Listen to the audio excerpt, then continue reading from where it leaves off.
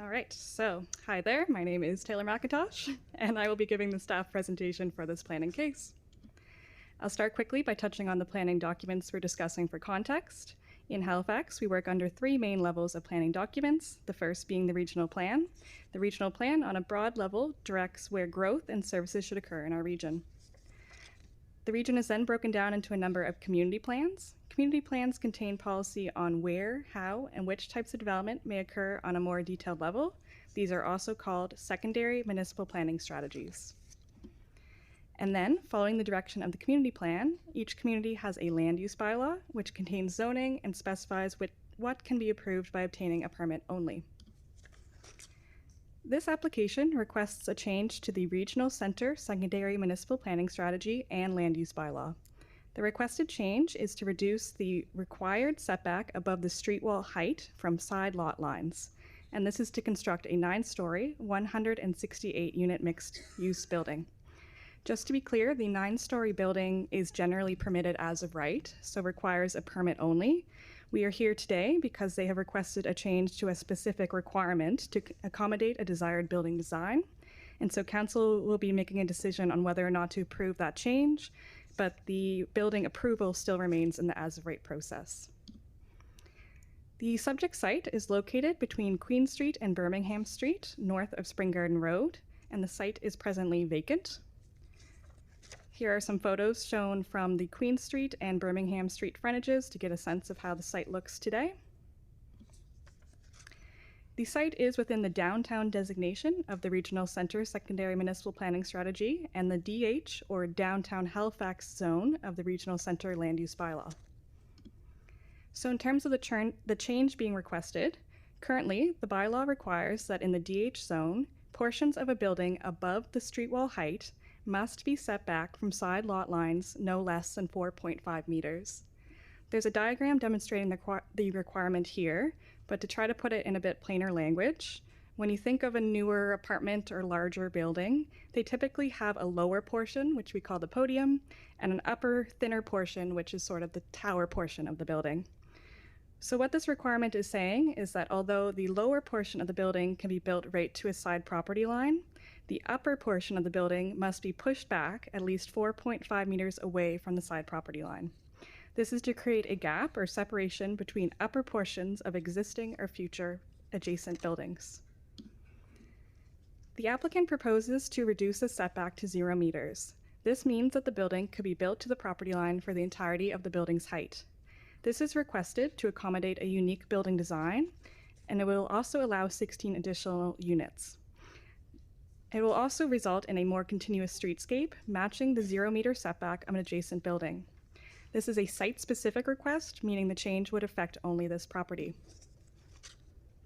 This request was taken through the standard process for amendments, which includes initiation by Regional Council, review by staff, a public engagement period, a staff report, and first reading, which occurred on June 16th, and now today the public hearing, at the close of which a decision is typically made.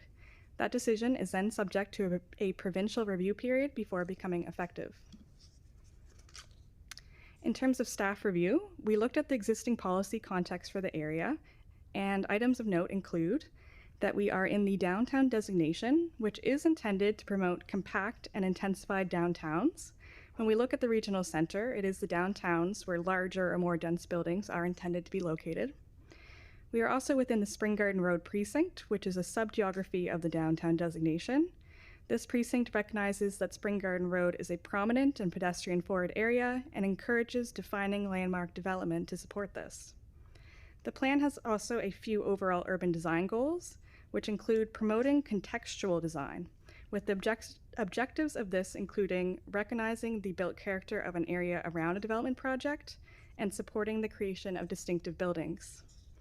Policy does seek to support context-specific environments by allowing tailoring of building envelope requirements for special areas when warranted.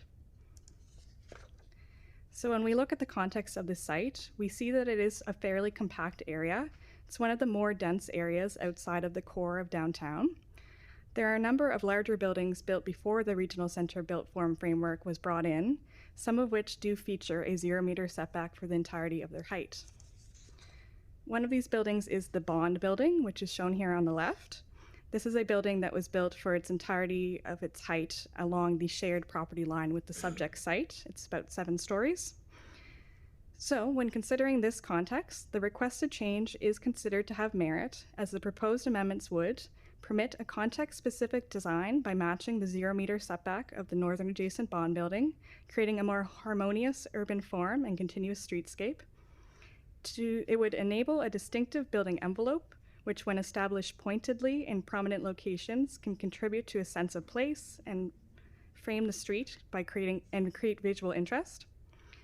It would also allow a dense, compact form, which is complementary of the built character of the area, and support enhancement of a distinct neighborhood. Staff also considered the potential impacts of the proposed change. The intent of this setback requirement is to mitigate aspects such as wind, shadowing, and perceived massing of buildings. Staff advised that the potential impacts introduced by the proposed amendment can be managed, including that while the wider design will introduce some shadowing, shadow drawings provided by the applicant demonstrate that additional shadowing introduced by the reduced setback is expected to be minimal compared to the shadowing by the building form that's currently permitted. While breaks in building massing can help reduce wind effects, there is an additional tool in place. The bylaw does include a wind impact assessment protocol, which requires buildings greater than 20 meters in height to provide a pedestrian wind impact assessment at the permitting stage and implement any recommended mitigation measures. In addition, as side setbacks can impact how a building's massing is perceived from a pedestrian experience, the building could appear bulkier. However, other existing requirements such as street wall articulation, max height, and maximum building width and depth, these requirements can also help address such impacts.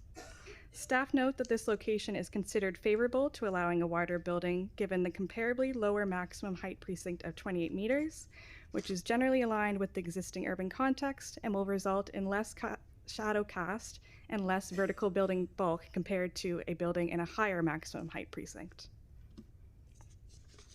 So overall, staff considered the potential impacts and benefits of the requested change in relation to the overall regional center policy framework and advised that the proposed amendments are recommended based on the following: that the introduced potential impacts are minimal and will not appreciably affect the human scale nature of the development or pedestrian experience at street level, and that the change supports an opportunity to tailor building envelope requirements to site context, complementing the built character of the area and establishing a distinctive streetscape in support of plan policies and core concepts.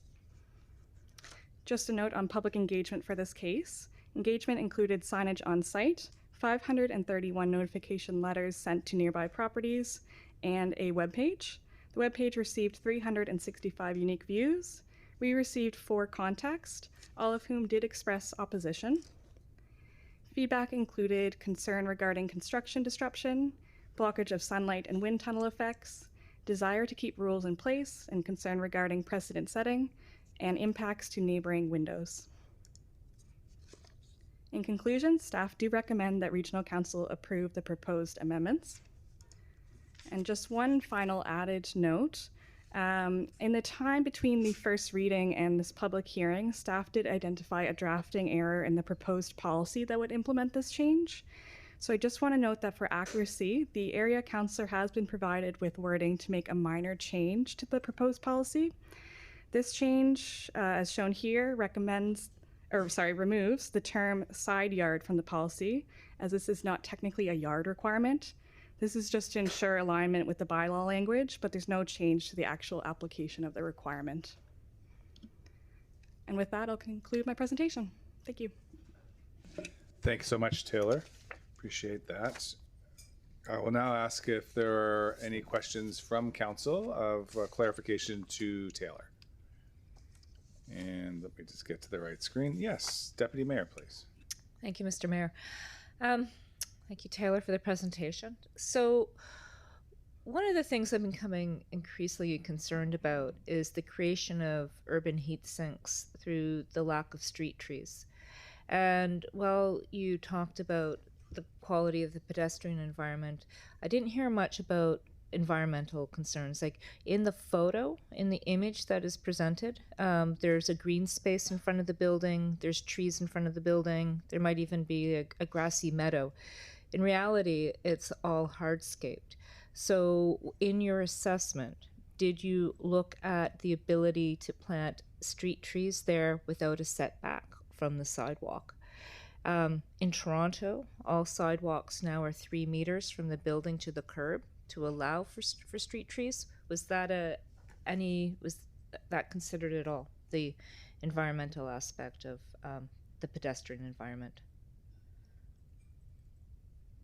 Through the mayor to the councillor, within the scope of this planning amendment application, it was not considered.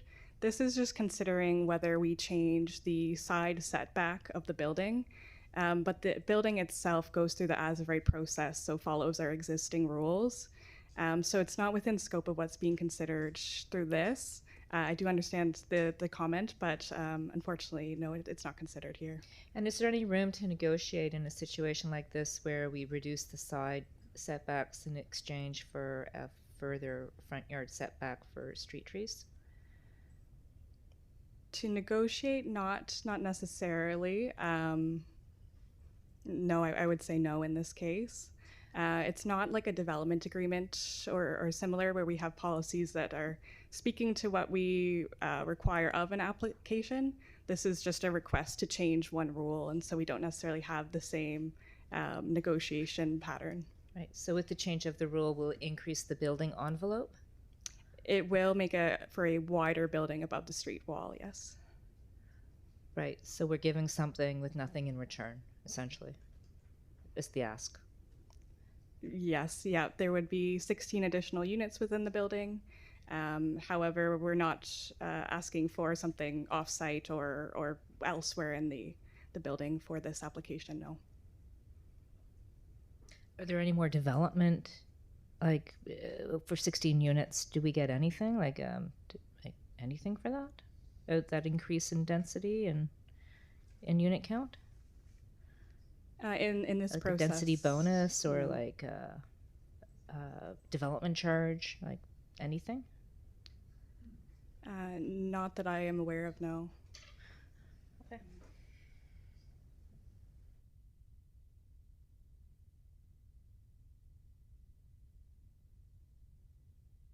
Through you, Mr. Mayor, Ross Grant, Principal Planner with the Center Plan Group. Thank you for the question, Councillor. I just want to confirm that the standard density bonusing requirements of the Regional Center Land Use Bylaw would apply in this case, and so the applicant would be required to provide bonus zoning as a public benefit. And just to clarify on the question, so the development rights on this site are established through the Regional Center Land Use Bylaw, so the applicant is required to follow all of those, including site setbacks, landscaping, green rooftop requirements, those sorts of things. This one, the request that's before council today is to change just one aspect of those requirements, and it pertains solely to the side setback above the podium, the street wall height. And we're out of time there, I'm afraid, Deputy. Results in a bigger building and 16 units. Thank you. Councillor Mancini, please. Thank you, Mr. Mayor. Good job, Taylor. Especially intro. It was like you did it twice. It was amazing. A couple questions. You used the bond building as a point of reference, and could you repeat that again? So, what was the comparison you were making with the bond building and the applicant's building? Through the mayor to the councillor. So the bond building is an existing building that is adjacent to this subject property. Mm-hmm. It already has no setback above the street wall height. It was built before these requirements came in. And so this would allow those two buildings to meet side by side. So that's significant in your decision to support the applicant's request. It does allow for a more continuous right. street wall. And so it was something that was a major consideration, yes. Great. And the last item, when you were showing your list of items of opposition, one person said impact in neighboring windows. What does that mean? So the bond building does feature, I believe it's 7 windows on the wall that faces this property. The wall is predominantly blank, but there are a few windows within it. If I could just show one of my supplementary slides here. So this was a drawing provided by the applicant showing the difference between what would be covered through what's allowed today. So that's the red area. Okay. So you can see that certain windows are already I see. impacted. There'd just be 2 additional windows that are impacted by this change. Understood. Okay. Thank you very much, Thank Mr. you. Mayor. Thank you. Councillor White, please. Thank you, Mayor. Thank you, Taylor. Just on the bond building, no setback. Just to I don't know if you can clarify here, because there's other buildings in the area with that same situation. If you could add on about that, and then with the resident concerns that you mentioned, were they all addressed, or is that later in the process that we hear? Okay. So for the bond building, it's that the 2 buildings would be able to meet directly for the entirety of their height. There is another example of a building that's built entirely to the property line. It's the Virtu Suites. So that's just a similar form within the area, but not directly adjacent this property. And for your second question,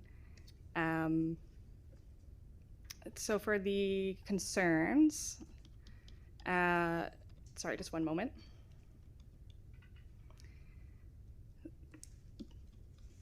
So concerns included construction disruption, so that would be considered through other bylaws requirements we have, such as blasting bylaw.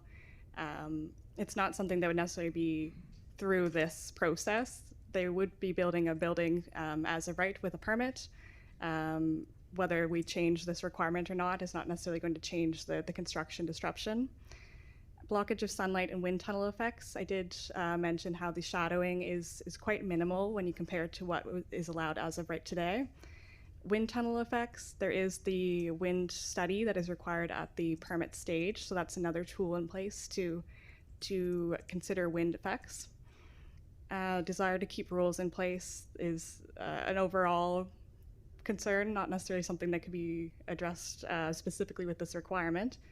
And then impacts to neighboring windows, that's what I did bring up as a supplementary slide there. Thank you. Thank you.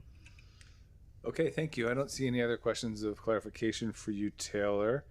I'm now going to open the public hearing, and I'd like to invite the applicant, Darian Shakarinia, Shakarinia and Colin Neufeld to provide their presentation. You are given 10 minutes to present, and the clerk will note for you when there are 30 seconds, and the floor is yours when you're ready.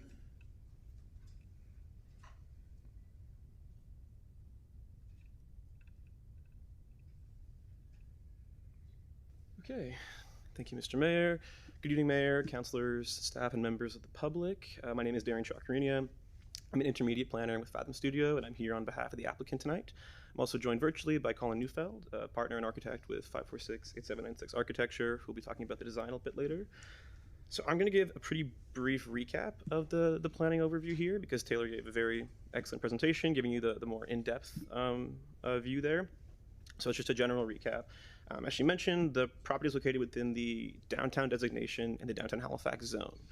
This is significant because this is where the MPS identifies, the areas in HRM, in the regional center specifically, where the largest scale and the most intense mixture of uses is encouraged.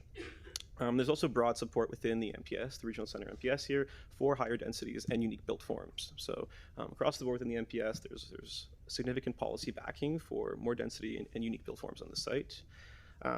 And the surrounding area itself is also extremely walkable and has strong access to transit, services, and employment, again justifying further density on site, which would in turn meet a number of the municipality's goals regarding complete communities and strategic growth.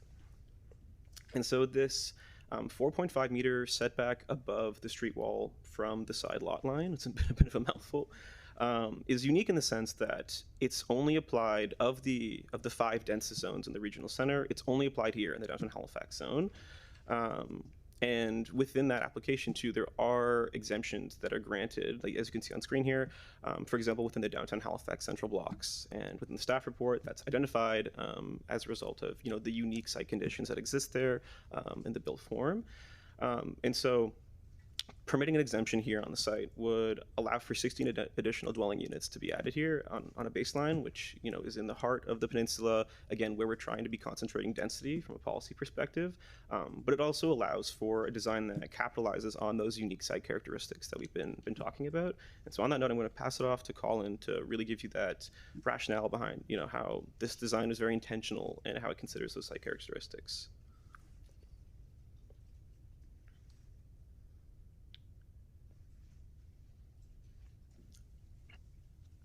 Hello, can you all hear me? Yep. Yes. Awesome. And I think, did we just lose the presentation? I can't see the presentation. Just working on getting it back up. Awesome. All right, there it is. Perfect. Well, thank you, everyone. I know we've only got 10 minutes, so I'll try and go quickly. It's an honor to be here and present this exciting project. We've heard a lot about it from a zoning and policy perspective already, a lot about this site. As architects, it's an exciting site. So my company is 546-8796 Architecture, doing a number of projects in Halifax. We're working on this project closely with Paul Scarry Architects and specifically Connor Manson in that office. And it's just been a great pleasure to work on this site. Next slide. As we look at it, we recognize that it is in the heart of everything. We've got history very close by, the sort of historical center of Halifax and the region, the waterfront and all the development that's going on there. Next slide. And then all the life and vibrancy surrounding it, you can't help but notice it as you walk up and down Spring Garden Road and as you move down towards Barrington, etc. The life of the students that are present in this area, as well as the life of sort of a vibrant downtown. And so this kind of puts us right in the middle of everything, which is exciting. And the next slide talks about something specific that's even mentioned in the zoning bylaw, and that is this project as a view terminus. And so we took that seriously and tried to design a unique form and a unique building that would respect both its place in the city as well as that specific nature of it at the end of a view corridor. So this is what the building looks like. I know you've been shown a slide where it was a darker building.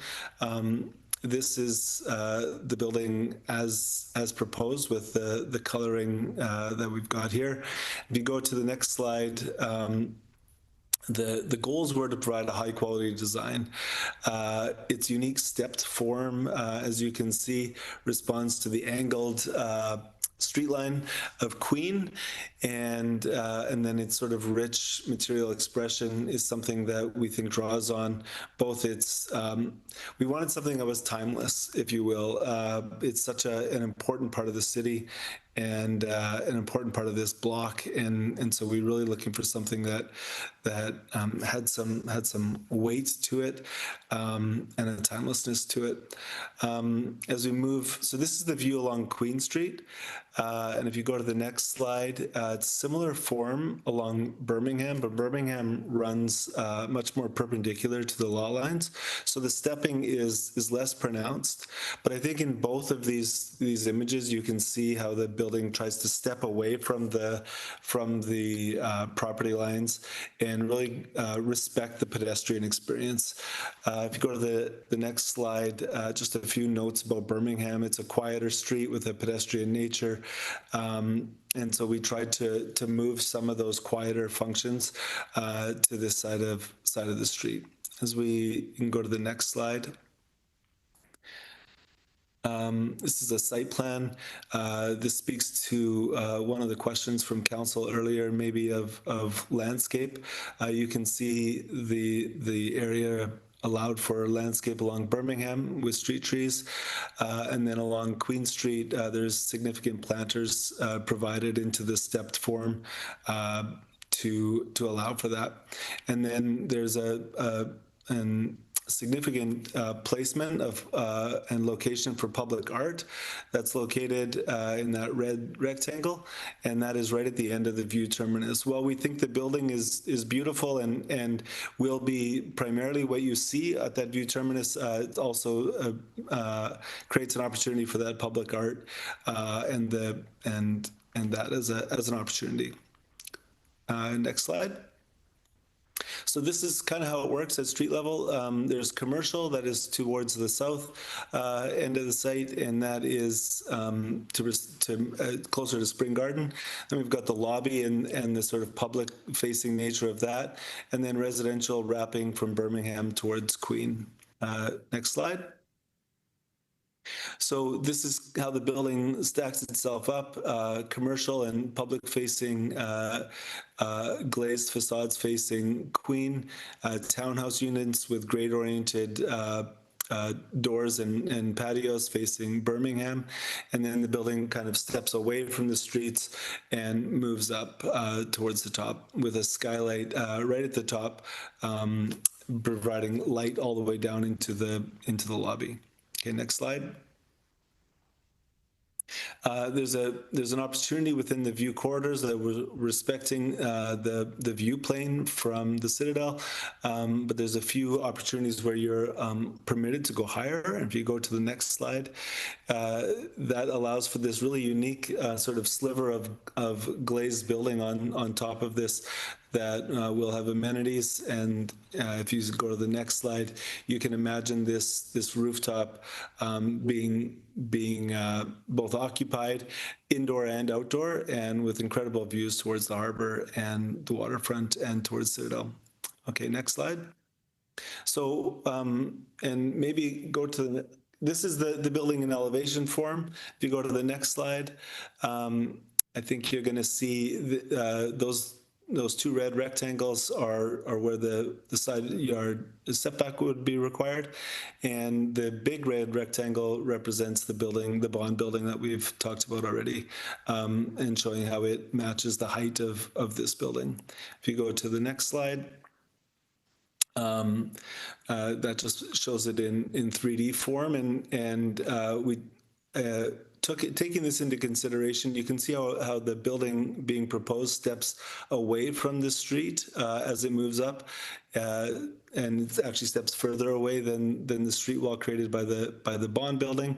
The building on the right isn't there at the moment. That's an as of right kind of shape, if you will. But we've both studied the form to reduce shadow and wind impact, and to respect the surrounding. 30 seconds remaining. Sorry, okay, let's keep going then. So I think you can click through these ones quick. This is the shadow study that was done, and there's, if you go, keep going until there's only 3 on there. Here you can see, I tried to zoom in, the blue outline, how it creeps out from the red outline. The red outline is the as of right shadow, and the blue outline is the projected shadow. And if you go to the next slide. 10 minutes has concluded. Okay. If I have 10 more seconds, I just wanted to say that we aligned a light well on our building to face the large windows, and that big gray rectangle is a large window on the bond building, and that has been given relief from the building design, and I'll leave it there. Okay, thank you, Darian and Colin, for your presentation. I'm now going to ask the council if there are any questions of clarification for either of the presenters. And I don't see anybody chiming in. That's fantastic. Seeing no further questions of clarification, we'll now move to the speakers list. Members of the public will be given 5 minutes to address the topic. When I call your name, you may come up to the microphone. Please state your name and the name of the community in which you live. You can use the timer on the center table to monitor your own speaking time. The clerk will hold up a yellow sign when you have 30 seconds remaining. And when your time is complete, the clerk will hold up a red sign. Please keep your comments respectful, on topic, and directed to the chair. After everyone on the list has been given an opportunity to speak, I will call 3 times to see if there are any additional speakers. And Mr. Clerk, it appears that there are no speakers signed up ahead of time. Is that true? That's correct, Mr. Mayor. Okay, so no speakers signed up ahead of time, so I'm going to call 3 times to see if there are any speakers in the gallery who would like to join us. Are there any speakers in the gallery that would like to speak? Are there any speakers in the gallery that would like to speak? Are there any speakers in the gallery that would like to speak? Okay, seeing none. Okay, then bear with me. Now that now that all public speakers have been heard, and since in fact there weren't any, I invite the applicant, if you wish to respond to any points raised by the speakers, and we're going to skip that, and we're going to come right to ask the council for a motion to close the public hearing. So is there a motion to close the public hearing? Councillor Steele, seconded by Councillor Hinch. Thank you very much. And could I see a show of hands on that motion to close the hearing? Okay, very good. The hearing's closed. I'll ask you, Taylor, if you're still here, did you want to respond to any points that you heard? No? Okay, you're good. It's very procedural. We're going to do this all the right way. And then, council, do you have any questions of clarification for staff on any matters at all raised? I see Councillor Hinch, or was that Councillor Hinch? Yes, Mr. Mayor.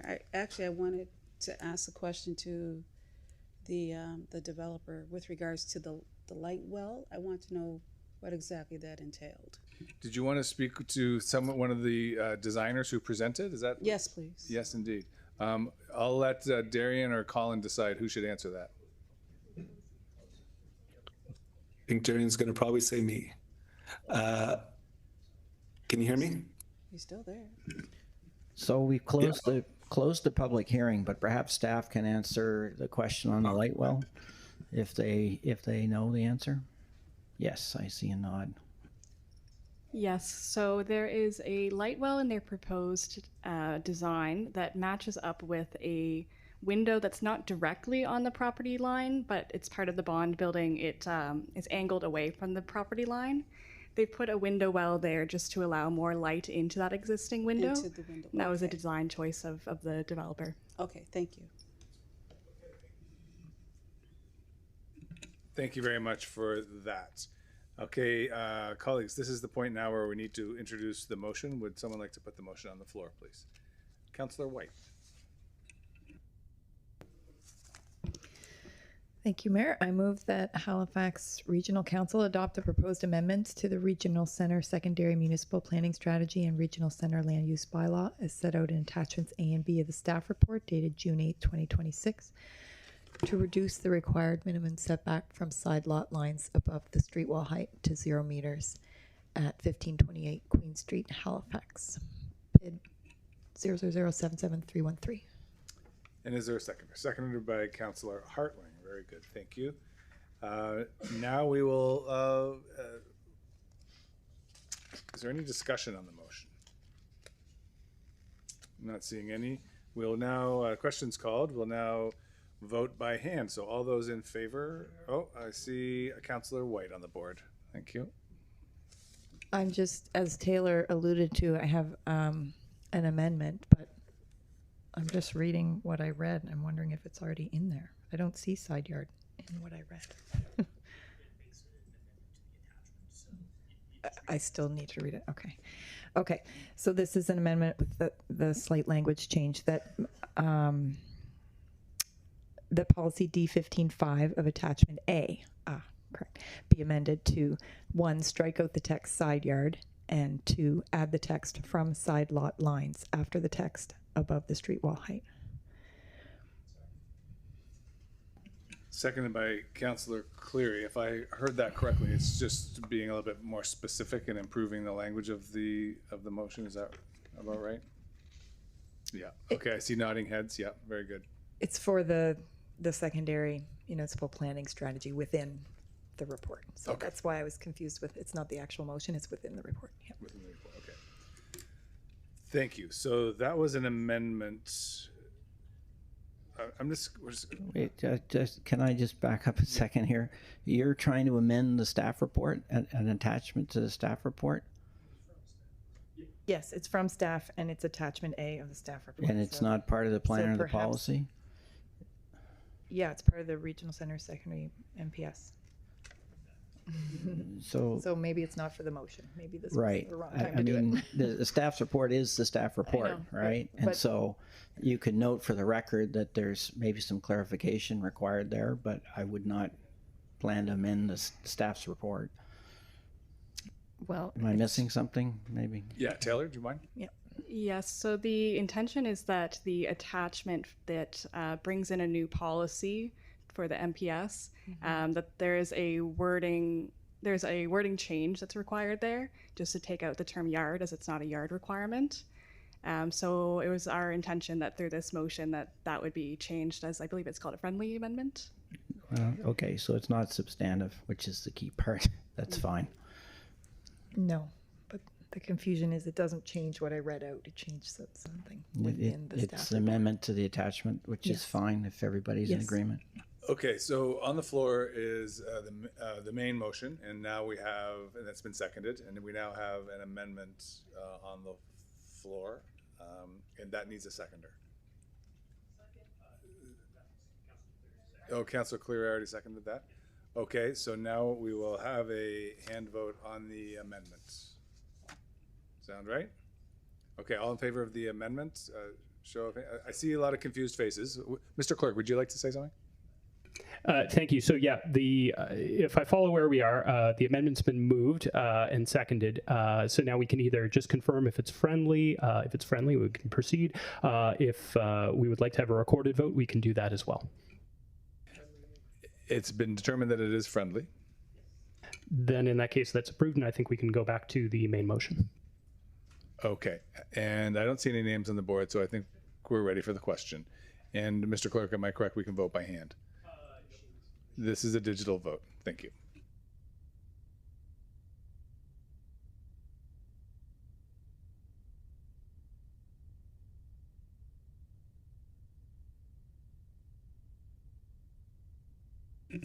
And the motion carries. Thank you very much, Taylor. Congratulations to the applicants. The building looks beautiful. Look forward to seeing it downtown. Cheers. Now.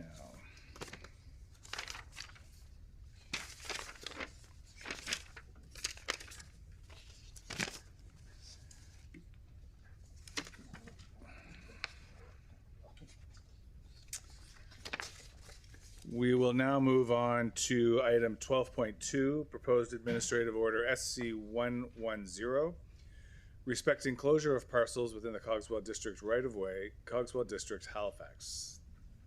This will sound familiar. The process will be that we will start with a staff presentation and questions of clarification from members of council.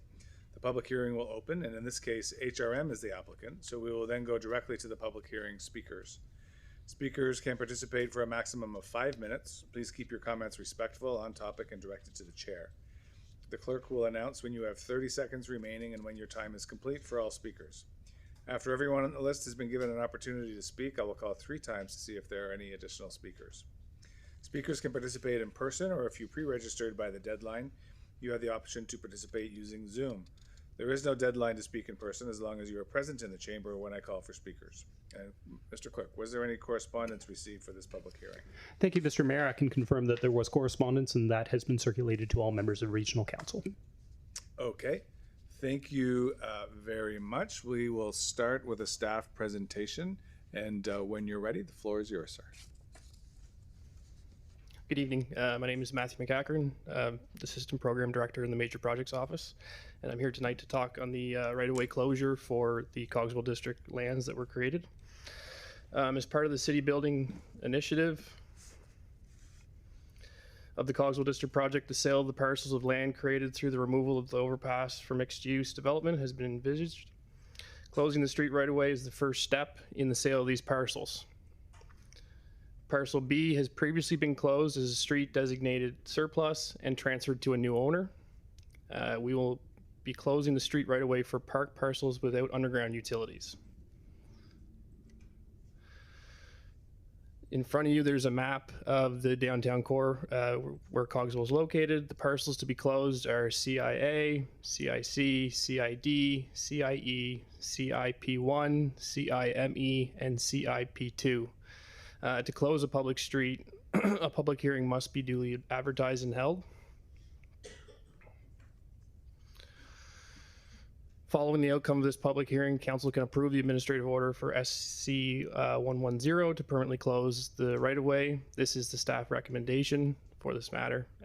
This is in conclusion of the Cogswell project that is substantial completion at the end of 2025.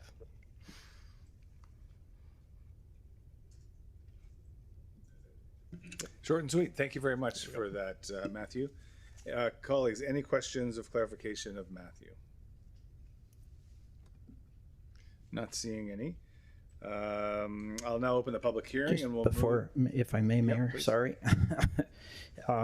Just in respect of the correspondence, I note that an individual raised a concern with respect to a broken link to the staff report in the advertising. The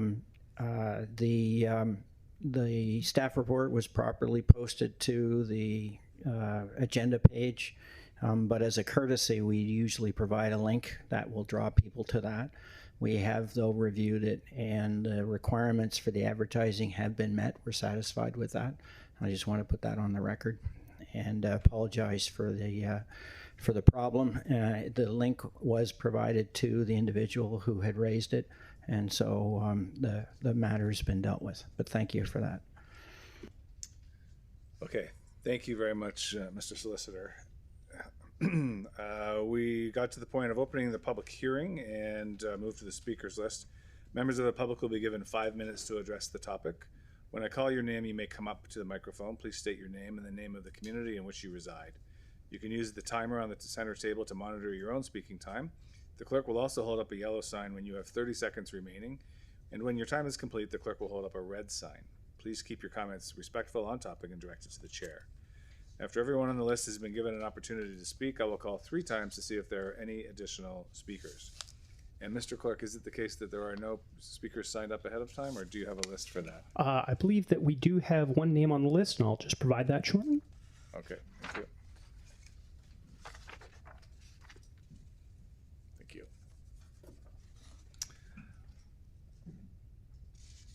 Thank you very much. I would like to invite Mitch Sabah to come and speak, please. Yes.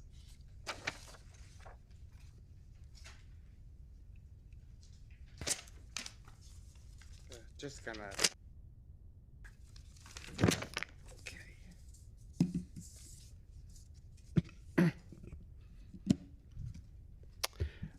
Good evening. My name is Mitch Sabag. I am a resident of Halifax, South Downtown, District 7.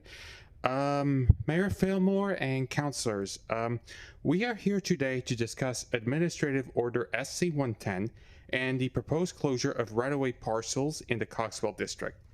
This is not a routine technical matter, but a decision about how we unlock significant redevelopment lands in the core of the regional center at a time when housing affordability and availability are under real strain. The Cogswell District project has already transformed former road infrastructure into a new mixed-use district intended to reconnect downtown, the North End, and the waterfront, with room for thousands of residents alongside commercial space. This is one of the few spots where Halifax can add a meaningful number of new homes within walking distance of jobs, transit, and services. If these lands are simply transferred without structural conditions, we risk turning that housing opportunity into delay rather than delivery. And we already have a warning sign. Public reporting this month says that Crombie REIT is expected to be among the first developers moving on a Cogswell parcel, but that its planning for that lot may not start until toward the end of 2028 because it is focused on completing the milestone first. This is not an attack on any one company, but rather a symptom of a broader issue. Under the status quo, prime land can wait while housing needs do not. Under our current tax and regulatory structure, the upside of holding prime land while the surrounding market appreciates can outweigh the carrying costs. In that environment, delay can become rational even when the city urgently needs home. When that happens, families and workers see rising rents and home prices, but no cranes and no doors opening. Empty lots don't generate economic dynamism or new homes. They drain both. When a builder wants to put shovels in the ground, they often face lengthy reviews and iterative feedback rather than a fast criteria-driven sign-off. We shouldn't expect housing-forward outcomes from weak incentives and slow approvals. If we want the Coxwell District to realize its full housing potential, we need to optimize the system in two ways: fix the math on holding costs and clear the regulatory runway. First, to deter speculation and force capital off the sidelines, the disposition of these Coxwell parcels should be tied to strong holding cost penalties or to a localized split-rate tax structure that places greater weight on unimproved land value. When it costs more to hoard land than to develop it, builders build and homes are actually constructed, not just discussed. In my submission to the municipal clerk, I've laid out illustrative financial models showing that if these parcels are conditioned for immediate high-density housing, and if a holding penalty is applied to unimproved land, it becomes financially rational to move to construction much earlier, in the late 2020s instead of drifting toward the mid-2030s. Change the incentive structure and you change the timeline. Second, staff is still working on land use policies and a strategy that will shape how these parcels are developed. That means councils can still set the tone now. A compliance-first doctrine should be adopted for these specific parcels, in which certified professionals play a primary role in demonstrating that plans meet Halifax's established objective design and engineering criteria, and in which the municipality commits to a strict, non-negotiable 45-day permitting shot clock. If a developer's stamped plans meet the criteria set by council and staff, those plans should not be trapped in months of subjective feedback loops. Speed and certainty are the ultimate antidotes to speculation and delay. A clear 45-day pathway for compliance submission to permit decision would send a powerful signal that Halifax rewards those who deliver new homes and workplaces, not those who wait. Public reporting indicates that the municipality still expects land disposition to play a major role in offsetting project costs, with final revenues depending on zoning, affordable housing decisions, and market conditions. Halifax, therefore, has every reason to ensure these lands aren't just sold, but structured for fast and productive use. I urge Council to ensure that when these lands are ultimately sold or leased, anti-speculation guardrails and a 45-day compliance-first permitting framework are embedded directly into the sale or disposition conditions. That is how we make sure the Coxwell District delivers housing and economic capacity for Halifax, rather than simply becoming a case study in delay. Thank you for your work on this matter and for your time tonight. Thank you very much for your presentation, Mitch. I'm just going to, before you leave the microphone, ask if any councilors have any questions of clarification for you. And are there any? I don't see any. Okay, thank you very much. Appreciate it. Are there any other speakers in the gallery who wish to be heard? I'll ask 3 times. Are there any other speakers in the gallery that wish to be heard? Are there any other speakers in the gallery that wish to be heard? Seeing none, I will now ask council for a motion to close the public hearing. Moved by Councillor Gillis, seconded by Councillor St. Amand. Thank you very much. All those in favor, for show of hands, and the public hearing is closed. Thank you. Public hearing is now closed, and I'll ask Mitch, would you like to respond to any points that you heard during the public speaking? Yeah. Sorry, did I get the wrong? Sorry, Matthew. They're very good. Thank you. Then one more time to the council. Do you have any questions of clarification for staff? Not seeing any. The question has been called. Thank you. We would just need to put the motion on the floor first. So let's just do that. And Councillor White, please, if you would. Thank you, Mayor. I move that Halifax Regional Council approve Administrative Order SC 110 as set out in Attachment B of the staff report dated June 9, 2026 to permanently close the subject street right-of-way and authorize the Chief Administrative Officer to direct the clerk to certify a copy of the policy passed by Council incorporating a survey or meters and bounds description of the area, and to file the certified copy of the policy in the Halifax County Land Registration Office and with the Minister of Public Works. Seconded by Councillor St. Amand. Any discussion on the motion? Councillor Purdy. I just had a question for Matt there, just based on what our public participant shared with us in his correspondence. Are there any regulatory requirements for the lots in Cogswell, as our participant there kind of shared his ideas to help stop the land hoarding and empty parcels, like to encourage development to be built faster on this lands? Do we have anything like that in the policies already? Through the mayor to the councillor, thank you for the question.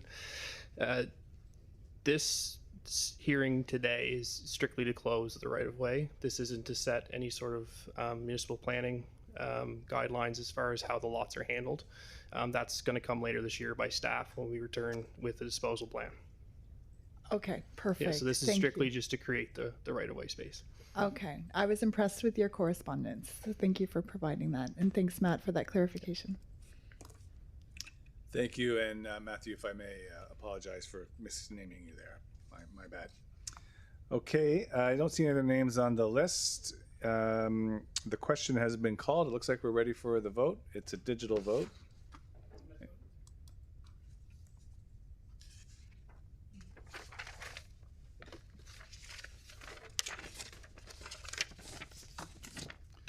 And the motion carries. Okay, thank you very much to Matthew and to Mitch, and for everyone who helped out with the public hearing. We are now going to return to where we were in the agenda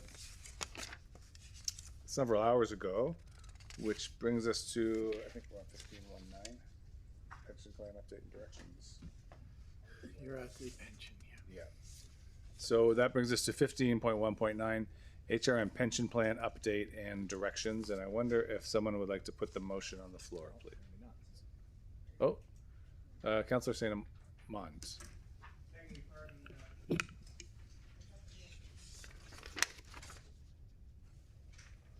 Beg your pardon, Mr. Mayor. I think we still have one item left in camera that had not yet been resolved. It was 17.8 that was added. Yes, or do we have a specific start on something else? After some discussion, we've decided just to run the public agenda and then return to in camera at the end. Okay. Yeah. For all of it. Yeah. Okay. Thank you for checking in on that, though. And then, so Deputy Mayor, perhaps you'll put the motion on the floor for 1519.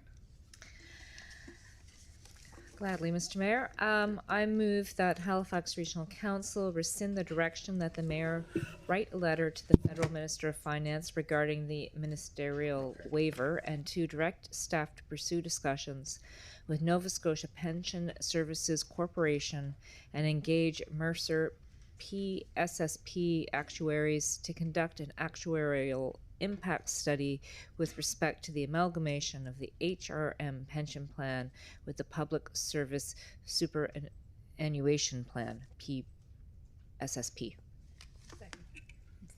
Thank you. Was that Councillor Steele in a second? Okay, very good. The floor is still yours, Deputy Mayor, if you'd like it. Nope. I don't know if anyone else. I can see our solicitor moving to the speaker. I hope he can speak to the update. I don't know if he has an update or he's now walking farther away. Did you have anything to add to the motion? Nope. Okay, then I'm good. Thank you. Okay, thank you. We'll go to Councillor De La Gama, please. Thank you, Mr. Mayor. I just have one question, and just around the cost. And I was wondering why the cost isn't a legitimate cost to the plan. there was a cost to doing this, and it says that it would be assumed by HRM, I think I read in the report, so forgive me if I might have got it wrong, but there are some legitimate costs to the plan, and I was just wondering if this is or isn't, and if it isn't, why not? It was not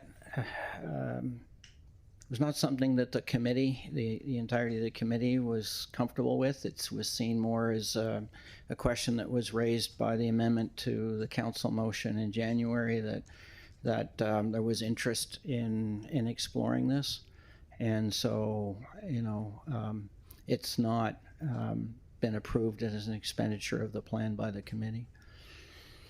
Can the committee investigate that in terms of an option? The committee discussed it, and so there was a legal opinion obtained by some of the committee members as to whether it was an appropriate expenditure, and frankly, and let me clarify this. So I need to put on the record I'm here with my hat as your chief governance officer and not as a co-chair of the pension plan. So I'm speaking on behalf of, in my capacity as a member of the senior executive, right?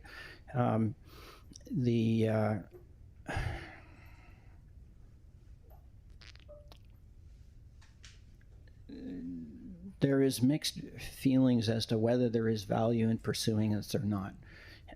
From the municipality's perspective and staff, my perspective, and the CAO, there's definite value in at least finding out what the art of the possible is and exploring that, particularly from the employer side of things. That's not universally shared, and rather than start a fight over it, I think it's a worthwhile expenditure for the municipality to undertake, and that's our advice. Right. Thank you for that. Is there any way that when Mercer's does this, that they might make a recommendation to say it's a legitimate cost to the plan? Just out of curiosity. No. No. Okay, thanks. Thank you very much, and we'll move to Councillor Austin, please. Thank you, Mr. Mayor. And I wanted to ask about the number 2 as well. I mean, number 1's kind of no-brainer now. I mean, what I'm kind of sensing there is there's not unanimity of feeling that this is worth exploring. What I wanted to ask is regarding, I mean, I would presume winding up our plan and joining another plan would be a substantial change to our plan. And if there's not interest in exploring this, like, are we just wasting money going down this route, looking at something if the folks that need to buy into this, if that's not there?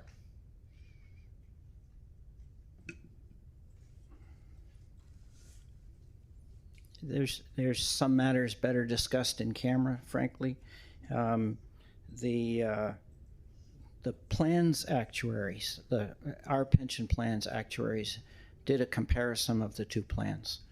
And while our plan does not have indexing, which is a major issue for retirees, particularly those who have been retired for a long time, they've raised it with the unions that had represented them when they were active, and it is certainly something of interest.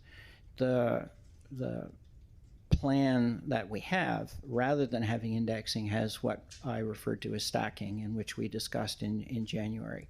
And so comparatively speaking, there is strong views around the value of that stacking versus indexing. At the end of the day, without having this work done, it's hard to understand what the art of the possible is. And so what we're at now, given the current well-funded status of the plan, is an opportunity based on the proper review and information that there may be a majority of the plan members, both retired and active, who are very keen, and the employer potentially, at looking at amalgamation just because of the funded status. And so, but without having this actuarial work done, it's not able to be determined as to exactly what that might look like. And so at the end of the day, this information will then allow both the municipality and the plan members, active and retired, to come to potentially a decision as to whether they want to go forward with amalgamation, which ultimately is a decision of the plan members. Well, that's what I was trying to, that's a better way to ask it. So if we did this and this was decided that this was something was desirable, is it a vote of all the members to decide to do that? Like what actually is that? I think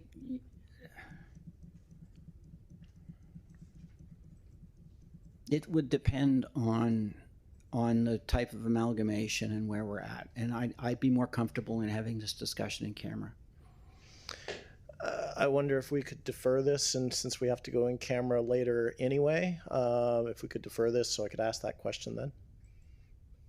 Defer it not from today's agenda, but just to defer it to the in camera so that I can ask that question, because for me it comes down to, do I want to spend money on something if I don't think there's a prospect of actually doing it? Of this actually coming to pass. I would like to understand though the actual mechanics behind that, and I'm hearing you can't answer me unless we go in camera. Yeah. Well, look, yeah. let me, I mean, the point's been raised, all right? And so under the Public Service Superannuation Act, there is provisions whereby a majority vote of the active retired members for an amalgamation with the Public Service Superannuation Plan is sufficient to cause there to be an amalgamation. So it's a vote of members. It's a vote of active and retired members. Okay. All right. Thank you. Okay, thank you. Seeing no other names on the list, is there a call for the question? Question is called. Thank you.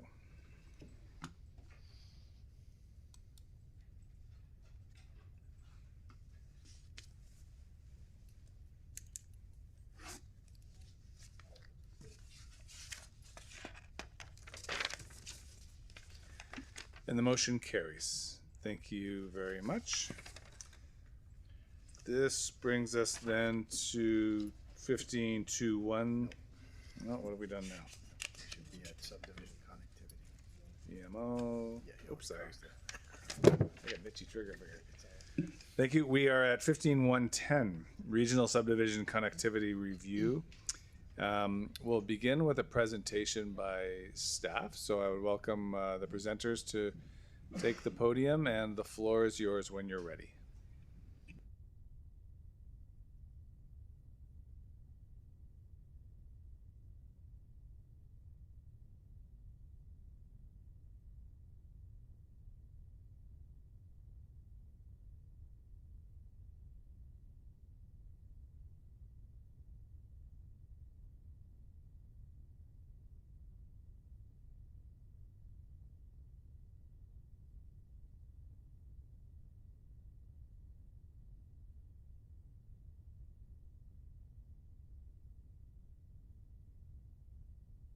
Good evening. It's Rachel Boehm, Executive Director of Community Safety. We wanted to take a moment before launching into the presentation just to acknowledge that today's discussion may be distressing for some, with memories of recent wildfire events still top of mind, especially the 2023 Tantalum wildfire that affected thousands of individuals and families across many communities, causing widespread displacement and destruction. Today's report centers on a technical study of regional connectivity, looking specifically at movement in and out of communities, or egress. It also emphasizes the important role prevention and preparedness play in safety during emergencies. This study is one component of a multifaceted municipal approach that is needed to foster community safety during emergencies. For those who lost their homes, who lived through frightening evacuations, or whose lives were upended by evacuations, please know that your experiences matter. If you are still struggling due to past experiences, consider reaching out for mental health support, and we've shared some on the screen. We commit to learning from citizen experiences to continuously improve our municipal emergency management program.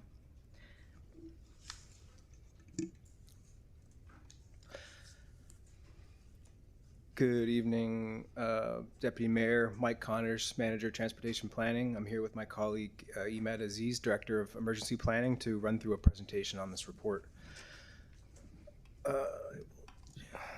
So Regional Subdivision Connectivity Study.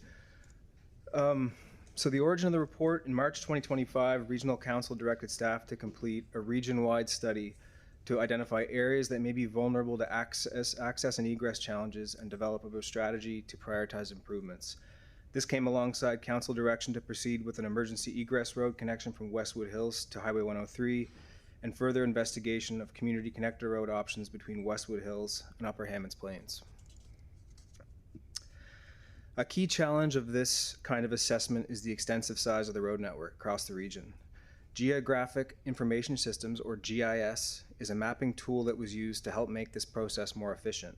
A consultant was retained to help us build a GIS tool that assesses the road network based on 3 factors: road network connectivity, including factors such as the number of access points and the orientation of those access points, distance to major routes, geophysical factors influencing exposure to hazards such as wildfires and flooding, and social factors that influence mobility such as income level, age, and access to vehicles.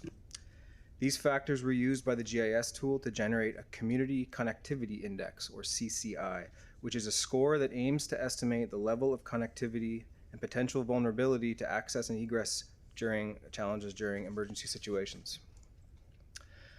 The GIS tool identified 362 subdivisions across the region. These subdivisions are based on how the GIS tool interprets the road network and don't necessarily align with established community boundaries in all cases. Each subdivision was evaluated using the community index and assigned a score.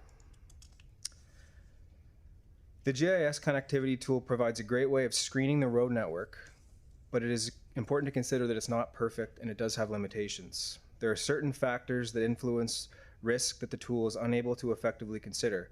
For example, it doesn't consider the benefits provided by walkable connections. It also can't account for the benefits of being near emergency services or other factors that improve resiliency to wildfires, such as natural fire breaks and fire prevention programs. These and other limitations associated with the tool need to be considered when reviewing the results of the analysis. Before getting into the results, I want to provide some context around what this information tells us. We've scored 362 subdivisions within HRM and ranked all of them based on their score. A higher score indicates that a subdivision has elements that may make it more vulnerable to certain challenges, but it does not suggest that a subdivision is unsafe or at high risk. Connectivity is just one factor among many that form risk assessment. Another important factor is that this analysis was limited to HRM. Since we can't compare the scores to places outside of HRM, we don't have a sense for the magnitude of the scores and what is a relatively good or bad score comparatively. The distribution of community connectivity index scores for all 360 locations is illustrated on the chart on this slide.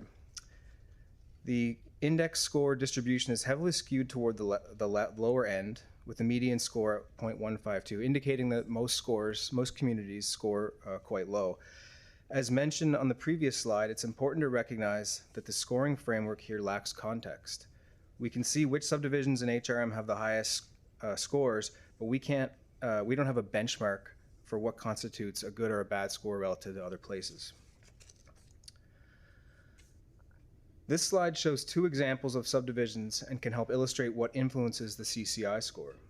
Terrence Bay, shown on the left, has the highest CCI score among subdivisions identified in the region. It's located along the coast and accessed by a long single roadway. By comparison, the Hydrostone on the right was among the lowest scoring CCI subdivisions in HRM. It has numerous access points on all sides and a grid layout that provides a significant amount of redundancy. I also want to draw attention to another subdivision type that featured prominently in the results of the study, what we've categorized as expansive inland subdivisions. This slide shows 2 examples, Indigo Shores and Westwood Hills, which rank number 2 and number 21 respectively for score. Both subdivisions extend several kilometers back from a trunk road and have 2 closely spaced road connections on one end. These communities tend to be more constrained by the configuration of the road network than they are by natural features, which has resulted from development patterns.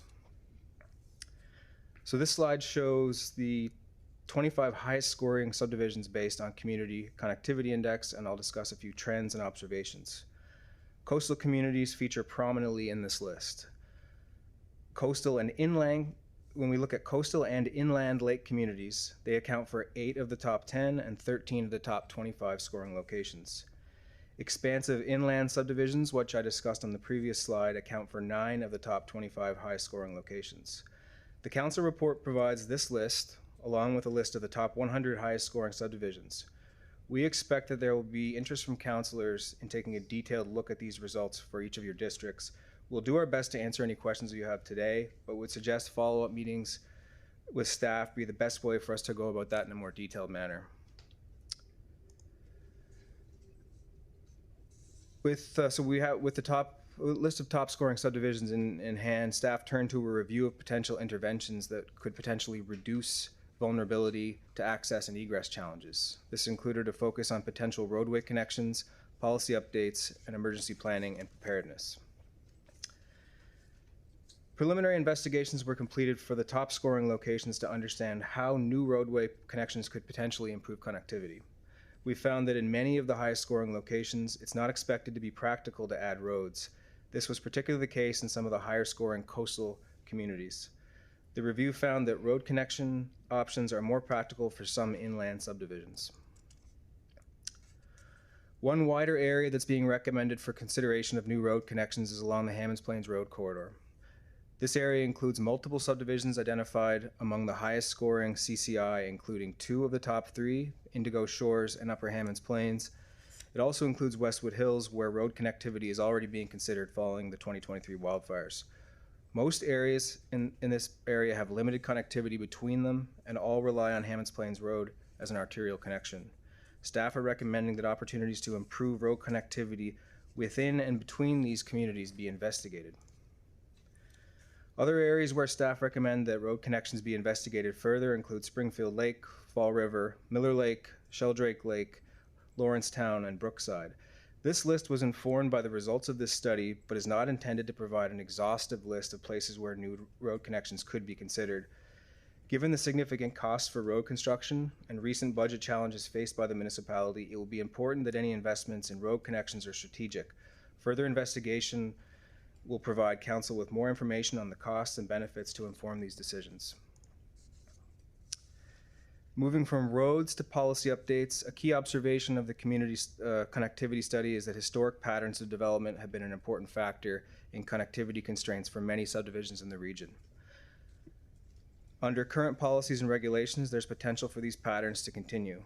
Staff are recommending that updates to design standards and bylaws be considered to improve how subdivisions are planned and built. This includes strengthening subdivision access requirements in the municipal guidelines and considering how changes to the regional plan and regional subdivision bylaw could be made to enable strategic road connections. Now I'll pass over to EMAD to discuss the third area of focus, emergency planning and preparedness. Thank you, Mike. Good evening, Deputy Mayor, and good evening, councillors.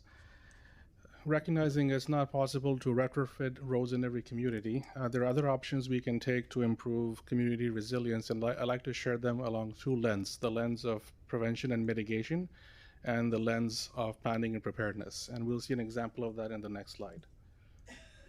So an example of that, of prevention and mitigation, is the Community Wildfire Risk Assessment. This is a risk assessment being done in conjunction with other data sets to better understand the impact of wildfires in our communities. So we're looking at impacts to social and economic considerations, impact to populations who may need extra assistance, and to understand how the wildfire will affect the community in a way that our services are able to respond effectively. Using this data, we can then move into the Community Wildfire Protection Plan that explores how we can implement different mitigation strategies to enhance community resilience. Example of that could be changes to policy and codes, as well as training and exercises, and we'll see more of that in the next slide. The approach to reducing wildfire risk is a layered one along the theme of community resilience, and at the outermost layer, the simplest and easiest way is to create awareness within our residents to encourage them to use services like FireSmart. This is a free service residents can make use of through 311 or filling out the form online. And this assessment helps them to reduce the risk of ignition and to reduce the impact of a structural fire spread that could turn into a wildfire. Examples of prevention and mitigation here could be things like doing property maintenance, removing dead wood, cleaning their gutters, planting vegetation that is wildfire resistant. An example of that would be poplar, aspen, and birch, as well as using fire resistance materials and keeping flammable items away from their property, such as firewood and propane and jerry cans. The second layer is around fire safety standards and codes for new developments as they're proposed and designed to have multiple egress routes in those subdivisions, as well as having special access roads for emergency vehicles so they can reach on scene quickly and contain the wildfire. And the third level is around emergency planning and preparedness for training and exercises and having a layered approach to ensure community preparedness and resilience. And we'll see more of that in the following slide. In our approach to emergency planning and preparedness, again, the core theme around is to keep our communities safe and resilient. And at the outermost level is the community level emergency planning working group. This is a working group of different HRM initiatives that are coming together to share their data to help explain and build that shared story of how does a wildfire event affect our communities. We have populations who require assistance with mobility. We have populations and residents who don't speak English as a first language. We have populations of people who rely on social services for day-to-day living. All of these have to be considered as part of our cascading of events and consequences when we consider emergency planning. And this working group is building that shared narrative to explain how a wildfire event and other hazards can have an impact on our populations, and then the required capabilities HRM needs to be able to respond effectively. The second layer is around testing our evacuation strategy. As Mike mentioned, we have different geographic features. We have coastal communities, we have expansive inland, we have lake communities, and downtown Halifax is another geographic area that needs special considerations, each of them requiring the understanding of transportation, logistics, and coordination. Exercising in these different areas under different scenarios will help us be more effective at an evacuation should an emergency event occur. The third layer is around the neighborhood layer, which is where we're piloting a special program known as the Neighborhood Emergency Preparedness. This is the first of its kind in Nova Scotia, and it's intended to empower our residents to be able to keep themselves safe and to help each other until more help arrives. This program is using an all hazards approach. We're concerned about wildfire risk, but we're also looking at other sources of risk such as power outages, extreme weather events, climate change risks, and others to ensure that our residents are prepared for emergencies. So in the event that they have to evacuate, or if they have to shelter in place, they're able to do so and be able to support each other with resources until more agencies are able to respond. And then finally, I'd also like to mention that this program, the NEP pilot program, is being piloted in District 13. Our intention is to do 2 additional pilots and then come back to council with an implementation plan. And lastly, at the grassroots level is the community level emergency preparedness and training. This is in partnership with councillors and with community organizations to help promote and create awareness of emergency preparedness in families, giving them training and workshops that give simple tools and resources that families can implement to keeping themselves safe and prepared during emergency events. Thank you, and back to Mike. Thanks, Emad. So I'll finish up with some key takeaways. So the results of the study suggest that a range of approaches may be considered to improve connectivity and emergency preparedness. We've identified several areas where road connections could improve access and egress and have recommended further investigation of them. However, widespread road expansion in response to this issue is not expected to be a practical approach. Second, updates to design guidelines and land use policies and regulations offer opportunities to address connectivity challenges and will be explored. Finally, emergency planning and preparedness needs to play an important role, including empowering residents to prepare and respond to emergency events. So the 4 recommendations council have put in front of you today, I won't read them in detail, but to paraphrase, we're recommending that we investigate roadway connections for several priority areas. Secondly, recommend identifying opportunities to improve emergency planning and preparedness through community programs. Thirdly, proposing updates to municipal design guidelines and regional subdivision bylaw to avoid new connectivity challenges in future developments. And finally, to consider the results of this study during the upcoming updates to planning documents through the regional plan review and rural planning program. Thank you.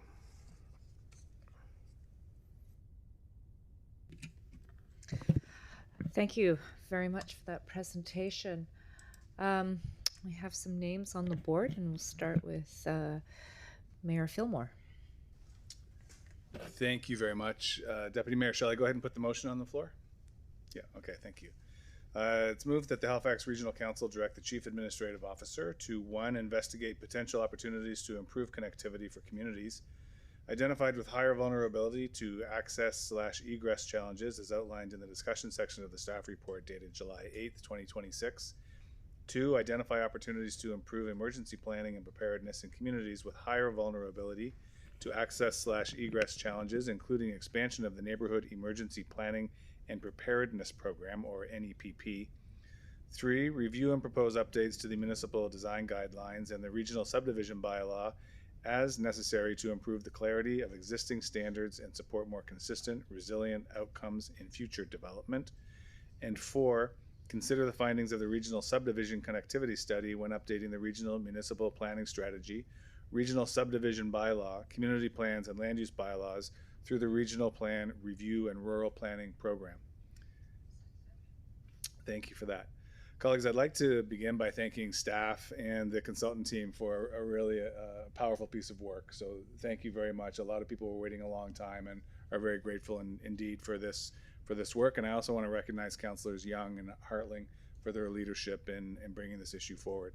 So many communities have waited a long time for this work, and I hope it provides a very clear framework for prioritizing investments in emergency egress infrastructure across our municipality. Just yesterday, Councillor Young and I met with the Pakwak Corridor Safe Working Group and toured several neighborhoods to see firsthand these concerns that the residents have raised. These citizens are ready and willing to work immediately with HRM staff on rolling out solutions with their local knowledge. Their dedication is a strong example of how community advocacy helps shape better policy, and I'm pleased to see those concerns reflected in the report's analysis and recommendations. This report also makes clear that addressing these infrastructure needs will require significant investment. And that's why I believe the consultant's recommendation to engage the province and utility providers on potential cost sharing is so important. Given the scale of the work ahead, partnership will be essential. And in fact, during our tour yesterday, we did have a look at several Halifax Water and Nova Scotia Power rights of way that could become essential links in the future. So while I'm encouraged that this recommendation regarding Nova Scotia Power and Halifax Water's the utility corridors appears in the consultant's report, I don't see it reflected explicitly in the staff recommendation before council. And so to ensure that this work moves forward, I'd like to propose an amendment to the motion just by adding a number 5. And that is number 5, explore possible partnerships with entities like Nova Scotia Power Incorporated, Halifax Water, and the province of Nova Scotia to create emergency access routes for communities identified with higher vulnerability to access/egress challenges, as outlined in the discussion section of staff's report dated July 8th, 2026, with a priority given to those options listed as figures 6-10, 6-11, and 6-12 in the regional subdivision connectivity study. So there's a thank you. There, I heard a second. That's great. So I'll come to a close here just in this moment by saying, colleagues, to be clear, those 3 figures, 610, 611, and 612, in the consultant's report identify 3 partnership opportunities: Campbell Road in Upper Hammonds Plains, the Pakwak Water Treatment Plant / NSPI Access Road, and the Sandy Run Lucasville NS Nova Scotia Power Inc. Access Road. These are existing utility easements that could potentially be enhanced to also function as emergency egress routes. Since the consultant has already completed general analysis and identified these opportunities, I believe they should be prioritized so we can begin working with our partners and move forward with them as soon as possible. Thank you. I'll leave it there.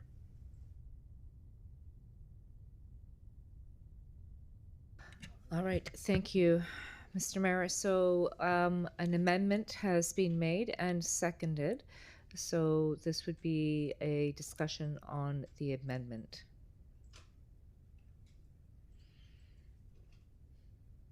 Councillor Daigle-Gammon. Thank you very much, Deputy Mayor, Madam Chair.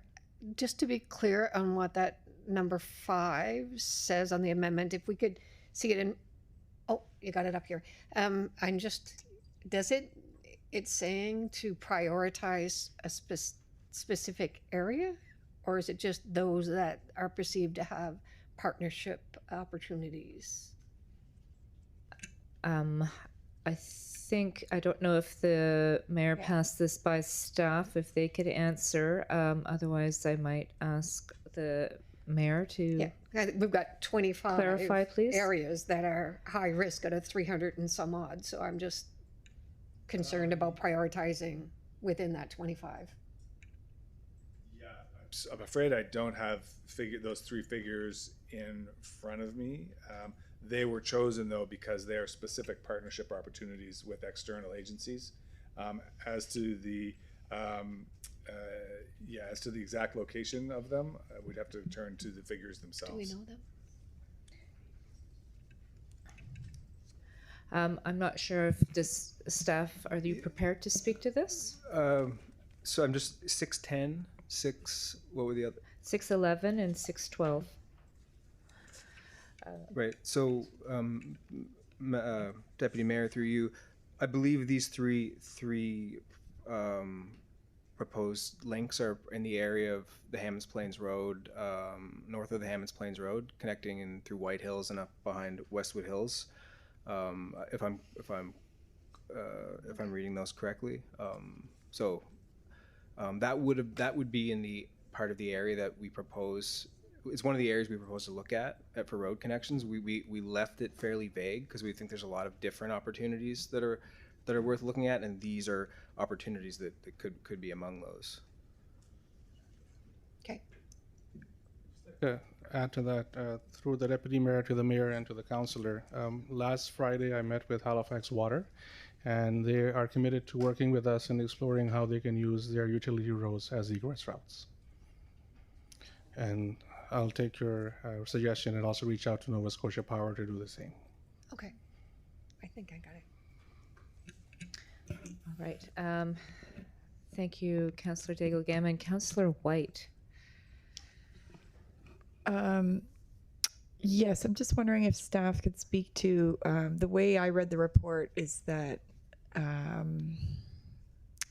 this is still very preliminary, and that due to the expense and practicality of road connections, that nothing is, prioritized to move forward, that we still need to look further. Like, I don't know that this is necessary given the stage that we're at. If you could speak to that, the specificity of this amendment.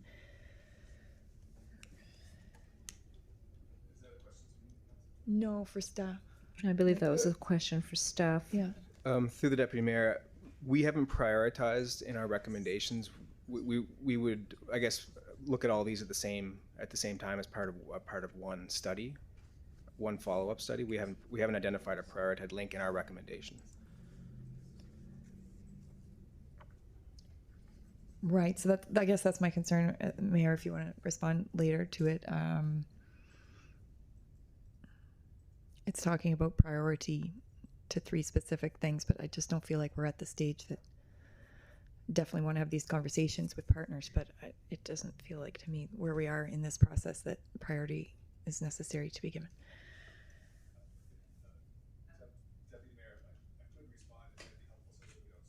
An unhelpful place with the remarks that follow, because I can clear this up very quickly. Okay, quickly for clarification. Thank you. Yeah, the consultant's report only identified 3 areas for potential partnership with external entities. These are they. There were no other were identified in other areas of that big map with I forget how many communities there were named. So that's why it's specific, because this amendment is about those partnerships, and these are the only locations where those are possible. All right, thank you, Mr. Mayor. Councillor White, you still have time on the clock. Yeah, I'm okay for now. Okay, and are there any additional comments from staff on that? Okay. Councillor Steele. Thank you, Deputy Mayor. What I'm trying to understand with this potential amendment is it really, what kind of guidance is it giving to staff? Is it giving guidance to look at these partnerships and see what we can work out? Or is it giving guidance to do these because there are potential partnerships? That's what I'm not quite sure whether it's the first or the second or both. Okay, so that sort of changes things a bit. Then it kind of pulls some up as priority because partnerships are there and perhaps less expensive. Mayor, is that? May I? Oh. With the deputy mayor's permission, I'll. Yes. So the motion is about partnerships. It's not about geography. Yes, understood. Right. Yes. It just happens that the consultant's report, I did identify 3 that are primed and ready to go. So why don't we just get going? Yeah. Okay. So I just want to note that I think that this was a bit of a surprise to all of us. And so now there's a lot of questions of clarification to the mover of the motion, as opposed to being directed to staff or through the chair. So just as the sitting in the chair seat right now, I just want to note that this is a little awkward and difficult in that, we, having not seen the motion before or have the ability to ask for questions ahead of time. I just want to refer to the solicitor here. As chair, can I continue to get questions of clarification from the mover? Right? Or how do we? This is just I haven't been in this situation before.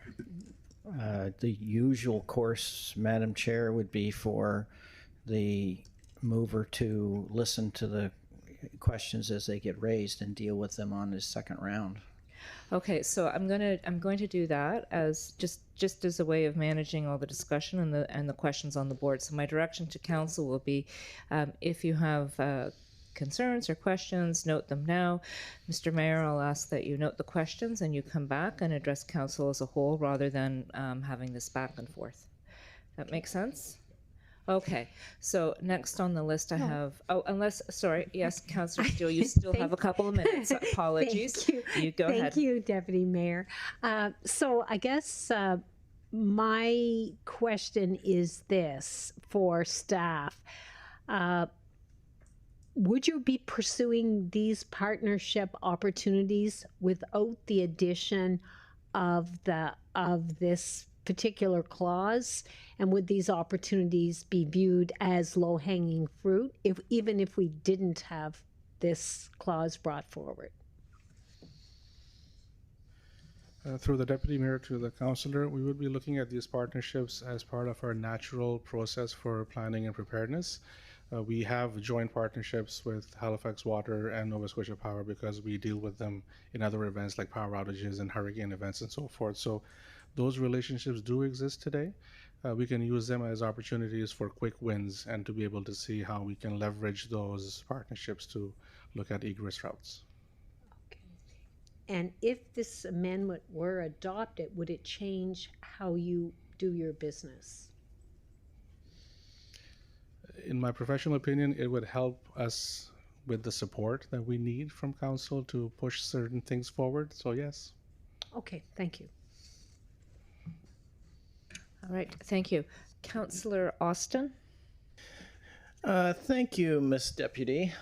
So just, as a process thing for staff, had you seen this amendment in advance?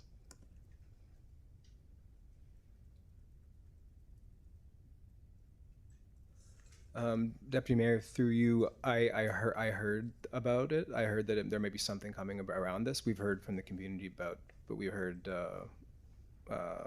at a high level there may be some suggestions around these partnerships. But you didn't have the text of this, so you're reacting to it just now, just like the rest of us. Didn't have the text. I was aware of the areas that were being suggested. Well, okay. Well, recognizing that this is something you haven't had long to contend with, what, if anything, does this do versus what you were going to do without this amendment?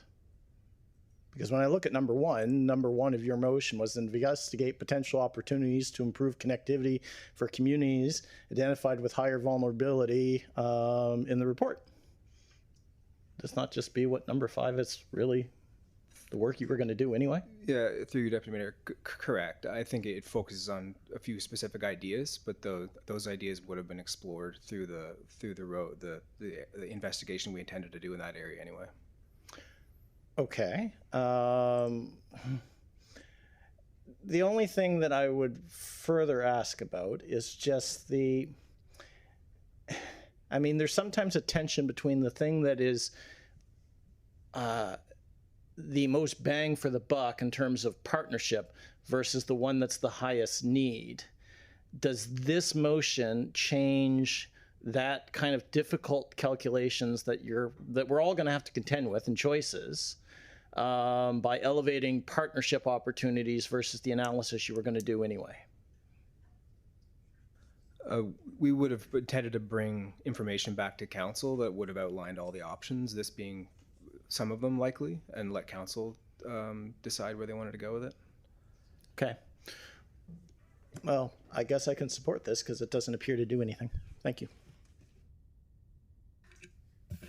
Thank you. Councillor Young. Thank you, Deputy Mayor. Mike and team, thank you very much for the review. Density. So if we look at density based on the list, it has to do with the amendment. Okay. So based on the list, based on what the mayor proposed for the 5th bullet. So with Halifax Water and the province and Nova Scotia Power in that area, so would the density of that, would that make a difference in this being moved forward? There's over 13,000 residents in that area. Based on the list, 4 of the 12 on that list of the top 12, there's over 13,000 people in that area. Through your Deputy Mayor, we haven't suggested a level of priority for how these investigations should be completed as part of the recommendation. We haven't explicitly laid that out, so I don't have a comment on how density or how the different communities themselves would factor into prioritization. The intent would be to bring back the information at the same time. But would those potential partnership, would that increase the possibility of those areas being looked at? I think anytime you're going to have partnerships, it helps. But we've been pretty generic with the suggestion of what we look at. It could be anything from emergency egress roads using Halifax water corridors up to regional road connections. We've left all the options out there. We think all of those could play into what the solution is in this area and others as well. Okay, thank you. Okay, thank you. Councillor Hartling. Thank you very much, Madam Deputy, and thank you to the Mayor for bringing this forward. I feel like I understand the intent of what this amendment is trying to do, which is just to piggyback off of existing infrastructure whenever we can, so that we can get after as many possible points of connectivity or egress. The thing that I'm tripping up a little bit on is the idea of there being a priority given to those options as listed in figures 610, 611, and 612. So when I look at them, I mean, and that's fine. So 610 is Campbell Point Road, 611 is Pock Walk, Nova Scotia Power, and 612 is Sandy Run to Lucasville NSPI connection. That's the three that are there. I just want to make sure that that when we talk about priority, we're talking about priority for connectivity as part of that wider thing that you're speaking about, because there are a number of communities inside of that subset between Upper Tantallon and Upper Hammonds Plains. So I just want to make sure that we're not prioritizing that in particular, that we're prioritizing, or I guess it's really just the idea of priority that I'm tripping up on, because I think that we should be going with the priority in terms of, you know, what we can get after fastest, what we can get after, you know, where it's most needed, what we can get after, based off of the things that we already know are true. So I don't know, like I said, I understand the intent and I appreciate it, to be honest with you. I think that we do need to be leveraging all these things. What I am concerned about is just the wording of priority. If it's just priority given that we're going to examine all these things anyway, so just to make sure that that is listed as a known thing to explore, then I'm absolutely happy with it. But I guess I'm just struggling a bit with the wording priority, because I think, again, this is a very sensitive subject for everyone, and I think that we need to be mindful of the fact that all of these communities, if you live in that community, is a priority. Thank you. Thank you. Councillor Morris. Thank you, Deputy Mayor. Yeah, I'm just wondering if you could describe the next steps. So I'm trying to understand what information will be coming back to council that's different from what we have, because it sounds like we are going to have to be determining priorities. And I as others have said, I want to make sure that we're picking the we're deciding on making changes in the communities where they're most needed, and we're choosing the communities that are most vulnerable when we come back to decide priorities. But what are the next steps? What is going to be different next time we talk about this, please? Through you, Deputy Mayor. So we're speaking specifically about the road investigations right now? Well, the 25 communities that have been highlighted, and we're not going to be able to make changes to all 25 at once. So how are we going to determine which communities get the first changes? So I can start by speaking to the road investigation. We would envision that as a study that would start after we receive council direction. We would come back in one report, I expect, to provide council with a holistic understanding of our advice around those connections. In terms of the other communities, I can let Emad speak about how we would, what kind of order we look at, but I don't think we have that sorted yet. This is a check-in with council, and the direction around emergency planning is fairly high level still, and a lot of complexities that he can go through. And then I guess on policy, that as laid out in the report, we will be looking at updates to the municipal design guidelines. That will be coming soon, and the other planning and policy work would come through the next review of the regional plan and those and that work that's upcoming soon as well. Thank you, Mike. And through the Deputy Mayor or the Councillor, in terms of priority, we need to have a deeper understanding of the risk. So egress risk is one thing. We're also looking at population density. We're looking at what the population is made up of. What are the vulnerabilities in those communities we need to look at? And so this requires further analysis. I talked about that shared narrative of combining different data sets together to understand how will an emergency event affect residents or a neighborhood. Once we have that information, we'll be able to better determine these are the recommendations for these neighborhoods to be looked at first over others. So that's more work to be done in that area. Okay, thank you. Right, thank you. For the second time, Councillor Daigle-Gammon. Thank you very much. What great conversation, really. Specifically to the amendment in number 5, you know, when you read the entire report and created a tool gave a score.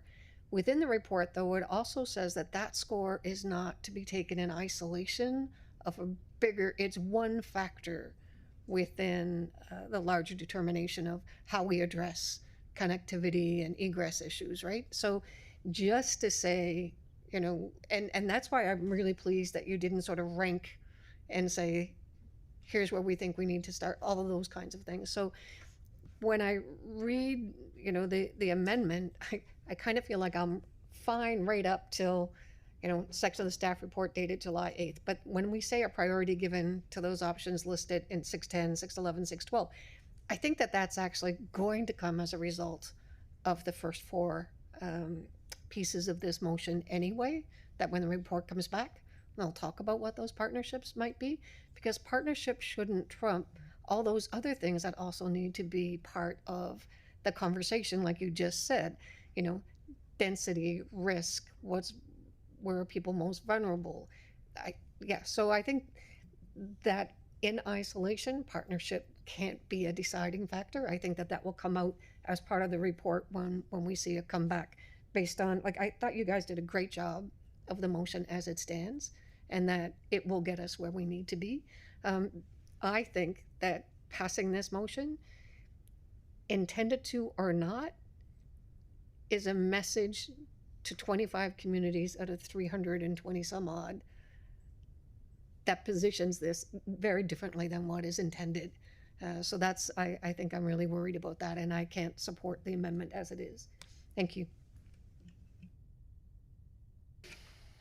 Thank you.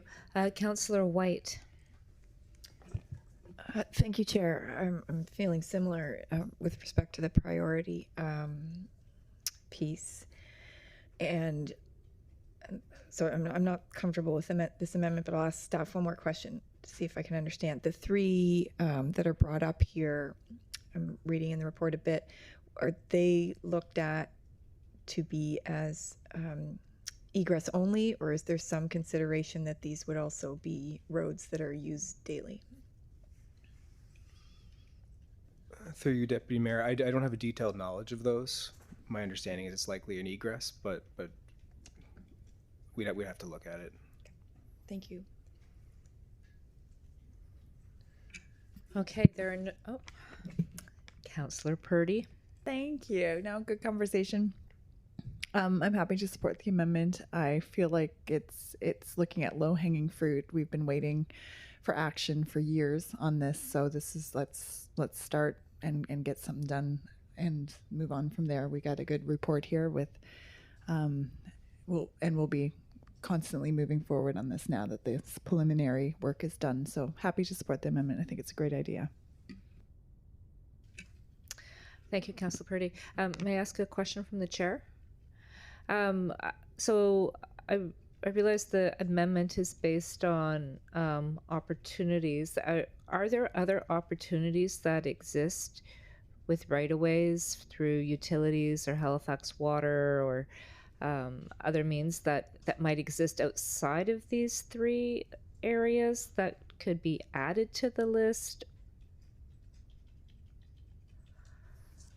Deputy Mayor, there may be. We'd have that be part of the investigation. Right. So then, so then by passing this motion, by emphasizing these 3, I'm just wondering, like, where we in the investigation, then how do we factor in the other low-hanging fruit that might exist but that hasn't been identified at this preliminary stage because we haven't had the real opportunity to go out last week and go visit the community with this in mind?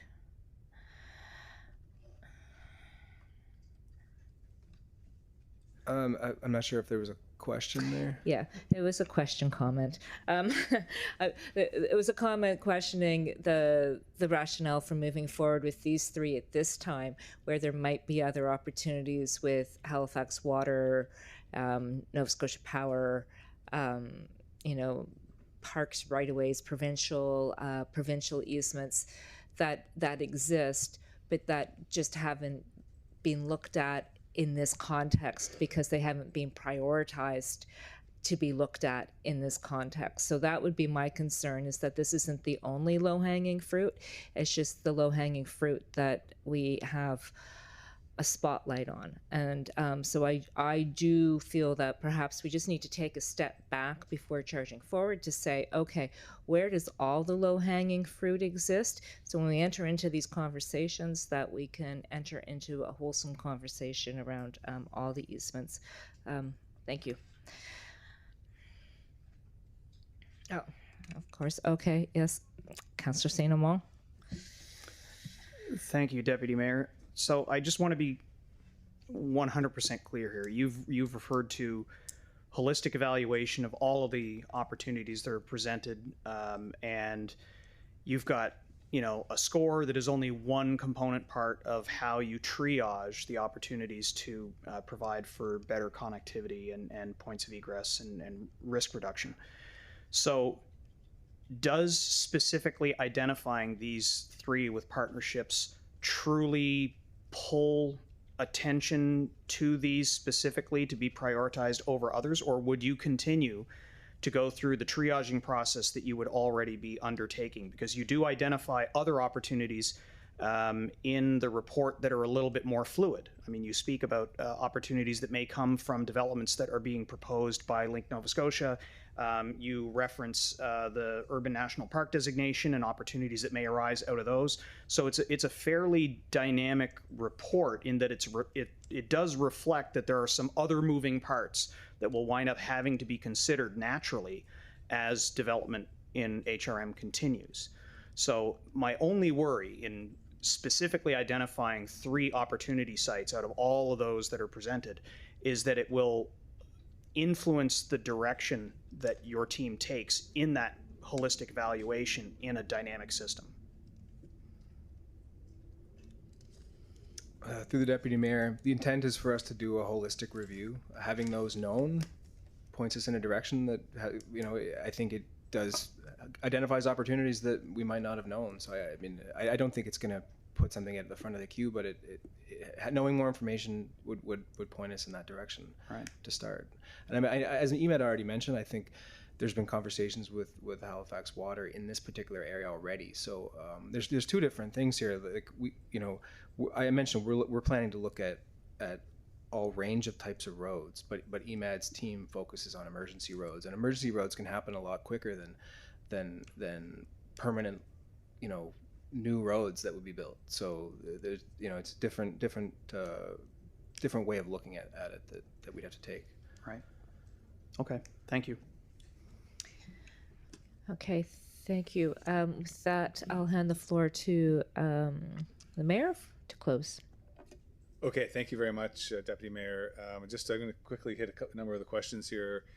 Councillor Steele, the purpose of the amendment is to hold us and staff accountable and to give clear direction that we need to prioritize cost sharing and partnerships.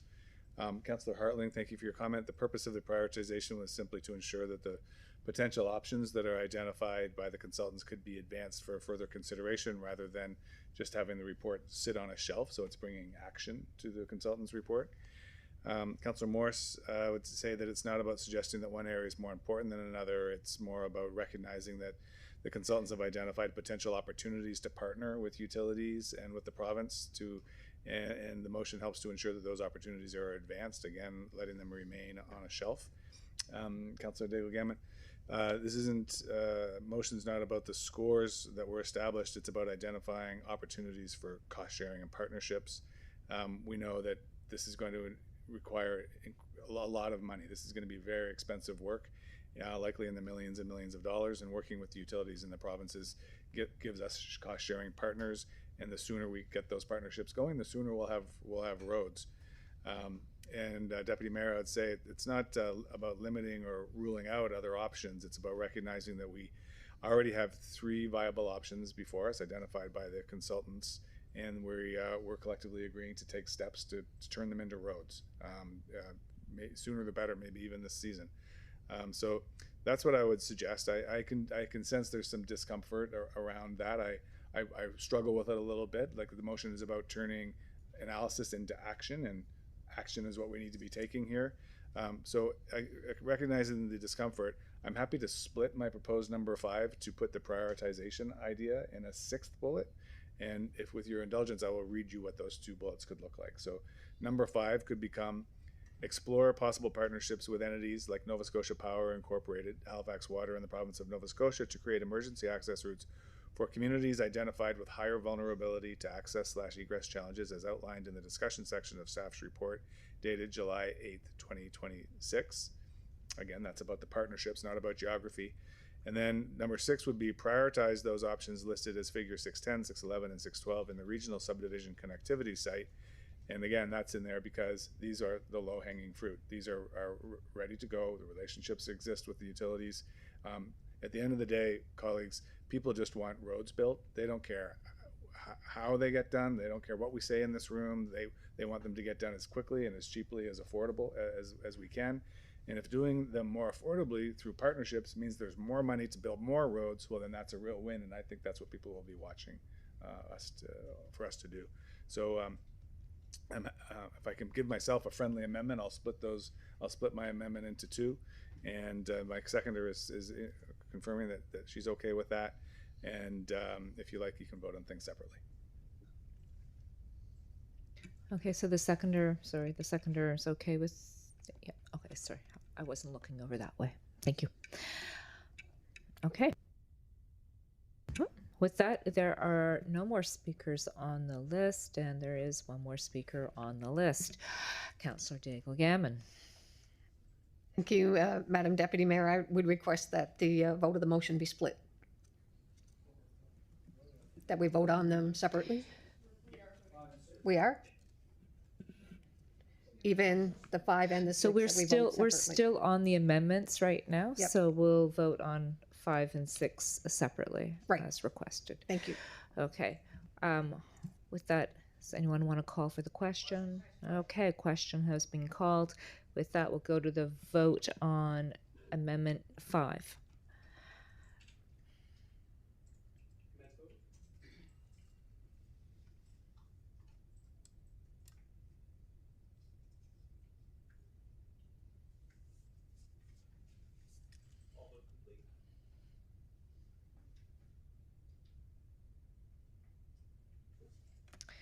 Okay, that passes, and now we'll go to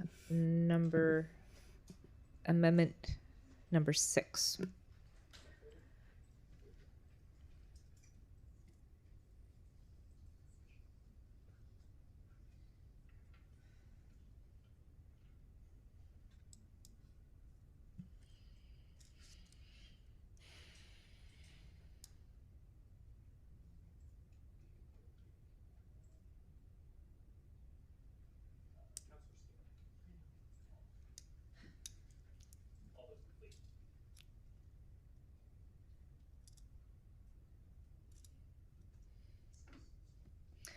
Okay, and that passes.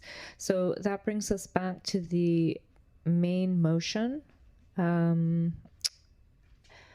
Did we have a speakers list for the main motion? Yep. That's up. Okay, so Councillor Daigle Gammon, you are back on the list speaking for the first time on the main motion. Thank you so very much, Madam Chair, Deputy Mayor. I'm trying to open the presentation again. Sorry. I wanted to speak to the, so there, on the scoring grid, there are 3 that are in District 1. There's quite a few that are scored for District 13, and then District 14 and the coastal, which is really interesting. The pilot interests me because so far, FireSmart has really been on the communities to do the assessment, to try to find the right people, all of that kind of stuff. So I'm wondering how we're going to support, how we think we might support communities for doing the Fire Smart and the assessment and stuff. And then the pilot, sorry, I'm trying to figure out where it speaks to the pilot. Oh, here it is. The Neighborhood Emergency Preparedness Program, NEP pilot. And I think you spoke to 2 sites considering for this pilot.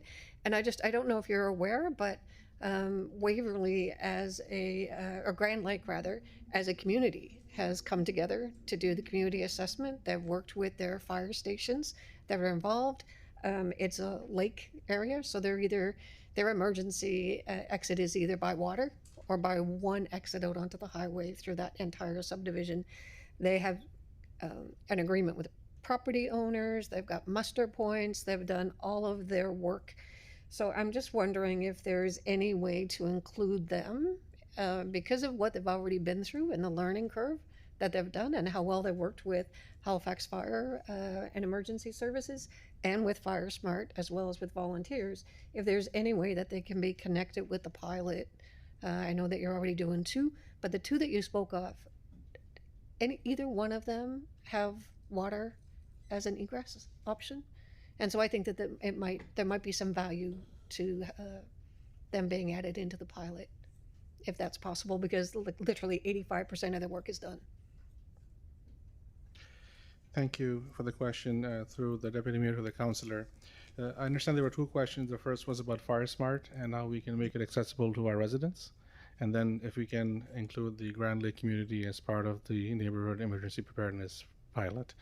To the first question, Councillor, the Fire Smart program is a free service, and we intend to incorporate that as part of the NEP. So when a community signs up for the NEP program, they will be going through the Fire Smart process to help them reduce the risk of ignition and spreading, reducing the impact of a wildfire in their structures and properties.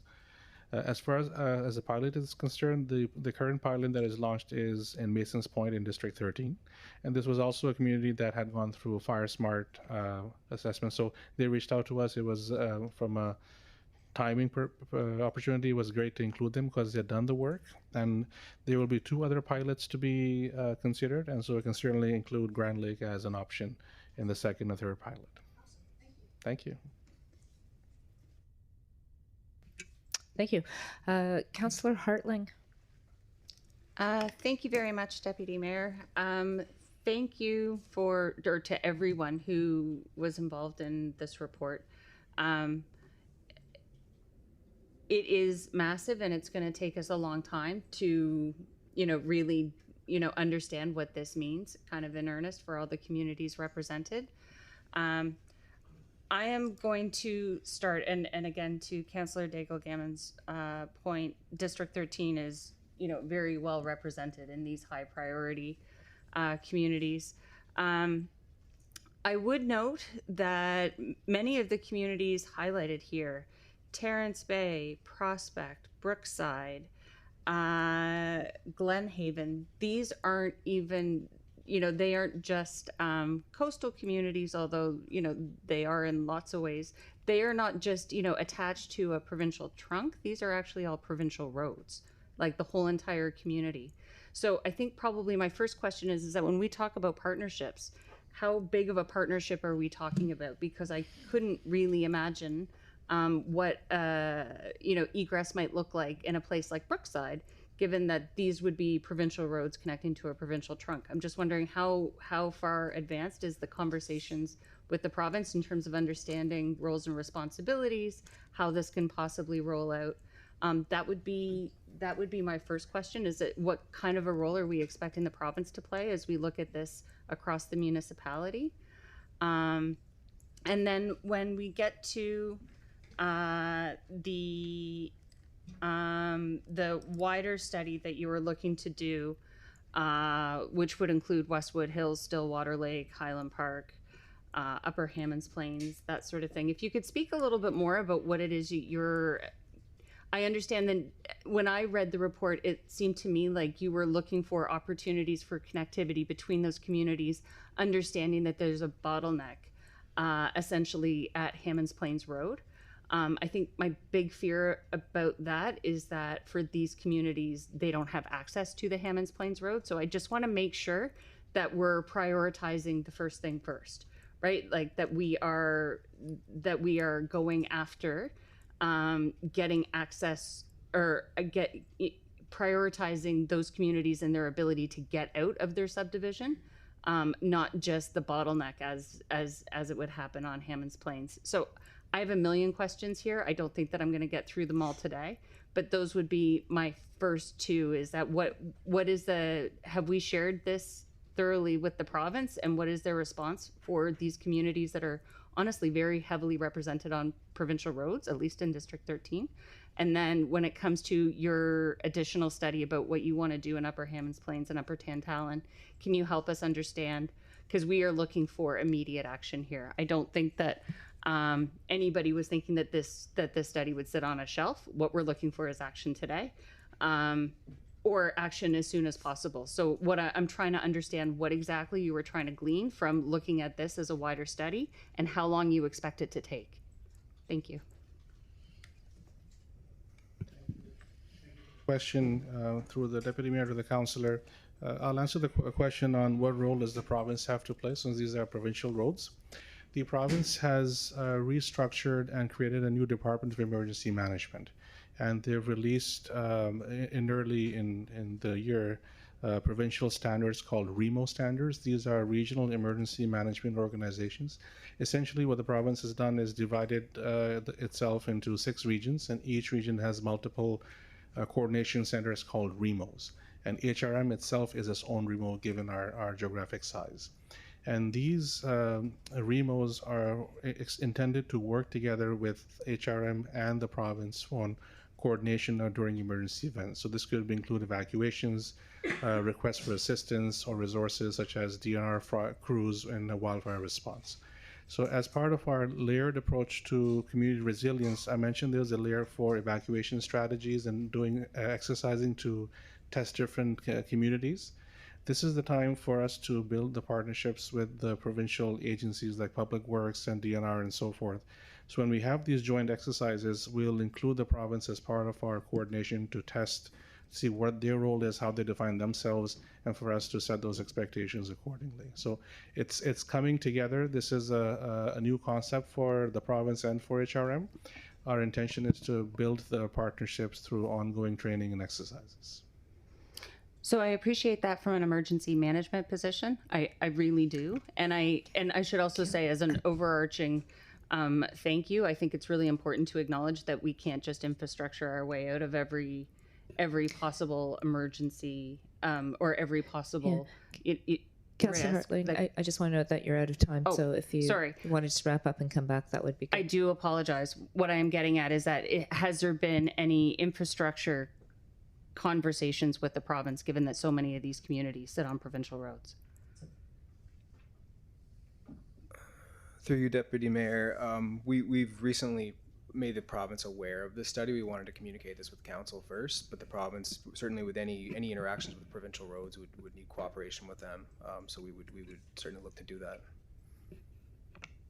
Okay, my time's up, but I'll And I would just go further to say we already have 2 designs in the book where we're talking about gated access to 100 series highways. So we are at the table designing and working with them for access to their roads to enable egress from our roads in a quick manner. So it's in various states of evolution in terms of our partnership, from the broad, as you heard Imad say, to the detail. All right, thank you.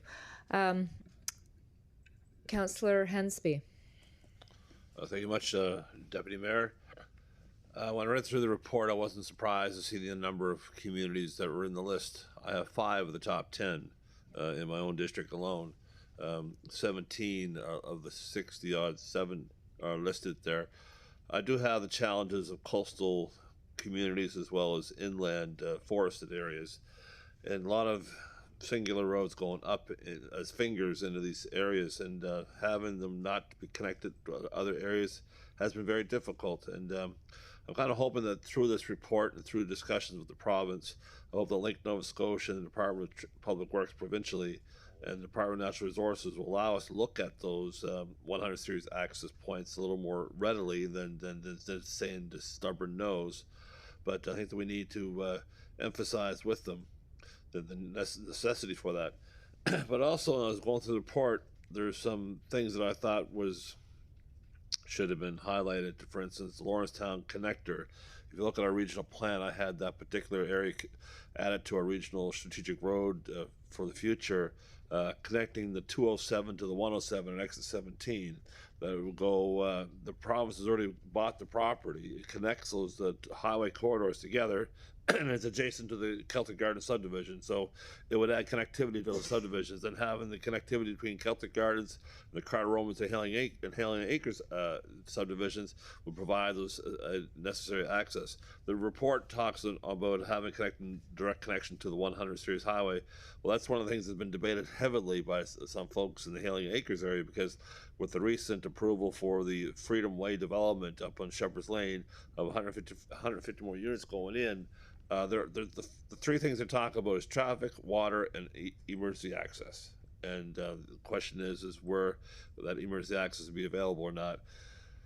That part of the 100 series highway, they put a wildlife fence up, so I don't see a fire road going to the highway 107 with a wildlife fence already been put in the way. But there's an opportunity where the next developer on the Mineville side is looking at connecting those areas between Shepherd's Lane over to Mineville to the old Frog Lake Road. So I'm hoping that we should find ways to encourage some of our property owners and developers with incentives, be it parkland fee reductions or permit fee reductions, to encourage them to build these fire roads, these connecting roads, as an emergency access points, as first things they should be doing in their developments, because that would encourage and put a lot of ease in people's minds that they have a quick way in and out. I've learned from the Hurricane Juan and other hurricanes since that time about the need for secondary access, and I think that a lot of our subdivisions were always thought they'd be quiet subdivisions and don't want any traffic, but we had some oppositions in Coleridge Estates and Westmount Plains. They didn't want to be connected, but I said, if you look at the emergency exit issues, you should be connected, and I think that we need to get some of the communities that are up, who don't want the connectivity, they should look at it secondly and think about their own safety. But that brings me to an example in Porter's Lake I raised 6 years ago about the Sandy Lane connector, for connecting Sandy Lane to Connell Drive. I'm still waiting to see that come together. There's 65 homes and an elementary school on one street, 33 homes in the other. They only have one way in, one way out on both streets. One little short connector, not the length of this room, would connect those two subdivisions together. I also talked to the province about the old Fairfax Highway, the old Fairfax Road to the 107 highway. Right now they're doing the improvements exit 19 at Highway 107. I said, are you making the connection to the old Fairbanks Road for an emergency exit? They said no. I think the Department of Highways or Public Works need to reevaluate their insistence on that. But going through this, I'm hoping that we look at our community partners, for instance, Ground Search and Rescue. We talk about a lot of potential water access, water egress for emergency exits. I think that our Ground Search and Rescue teams and some of our boating associations should have some training seminars in regards to how to respond to a wildfire in those areas or emergency evacuations by water. I would like to see that be done. Porter's Lake is a prime example where that can be done. But as we move forward, I'm hoping to see that we have some of these things move forward. I'm looking, like I said, let's find some incentives for the developers and property owners to allow us to put those fire access roads in through. Be a partnership with the province, whoever it may be, that the property owner does not bear the cost themselves, but there should be a partnership arrangement somehow with either the municipality, the province, or maybe the federal government through some creative funding to have the best to have safer communities. Councillor Hensby, your time is up.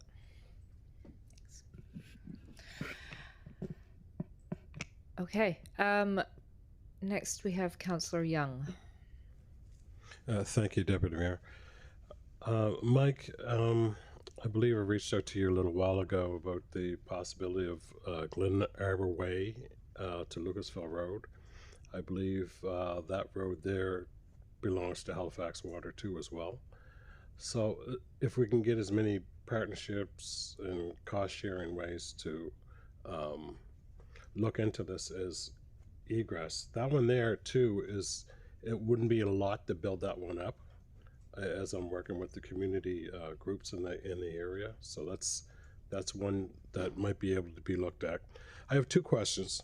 So the consulting firm from Ontario, so did they reach out to the residents in the HRM for any kind of feedback, especially the residents in certain districts like 13 and 14? If not, why or why not, if they didn't? Through you, Deputy Mayor, no, public consultation wasn't part of the project. It was purely a technical exercise.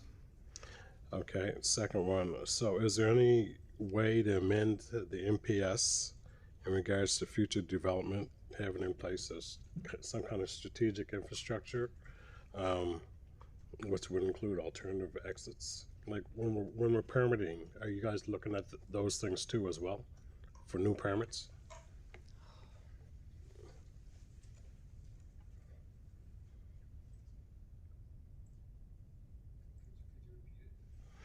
So I'm just looking to see if there's any amendments that you guys are looking at, and when we do new permits that would include emergency access when the people are applying for new permits for new developments, especially in those areas of concern that are lacking in emergency exits.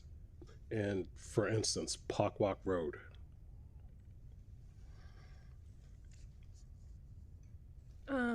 I can speak to as of right development.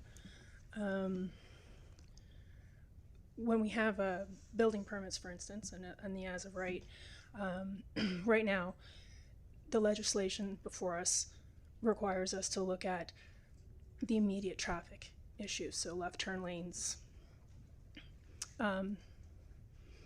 intersection upgrades.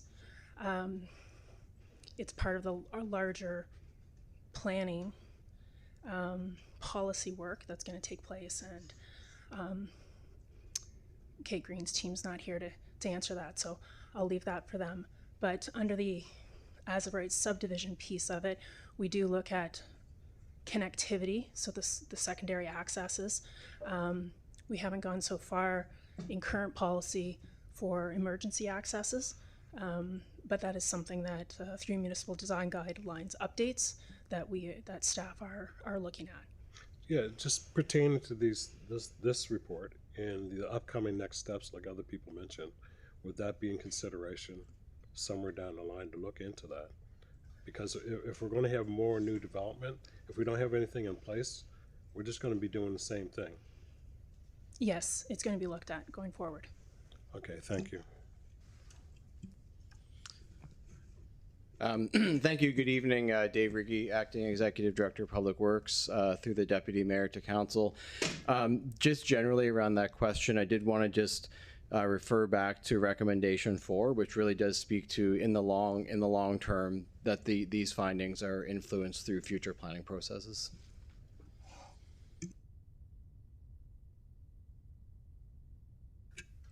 All right, thank you. Okay, so we're on to our second round here.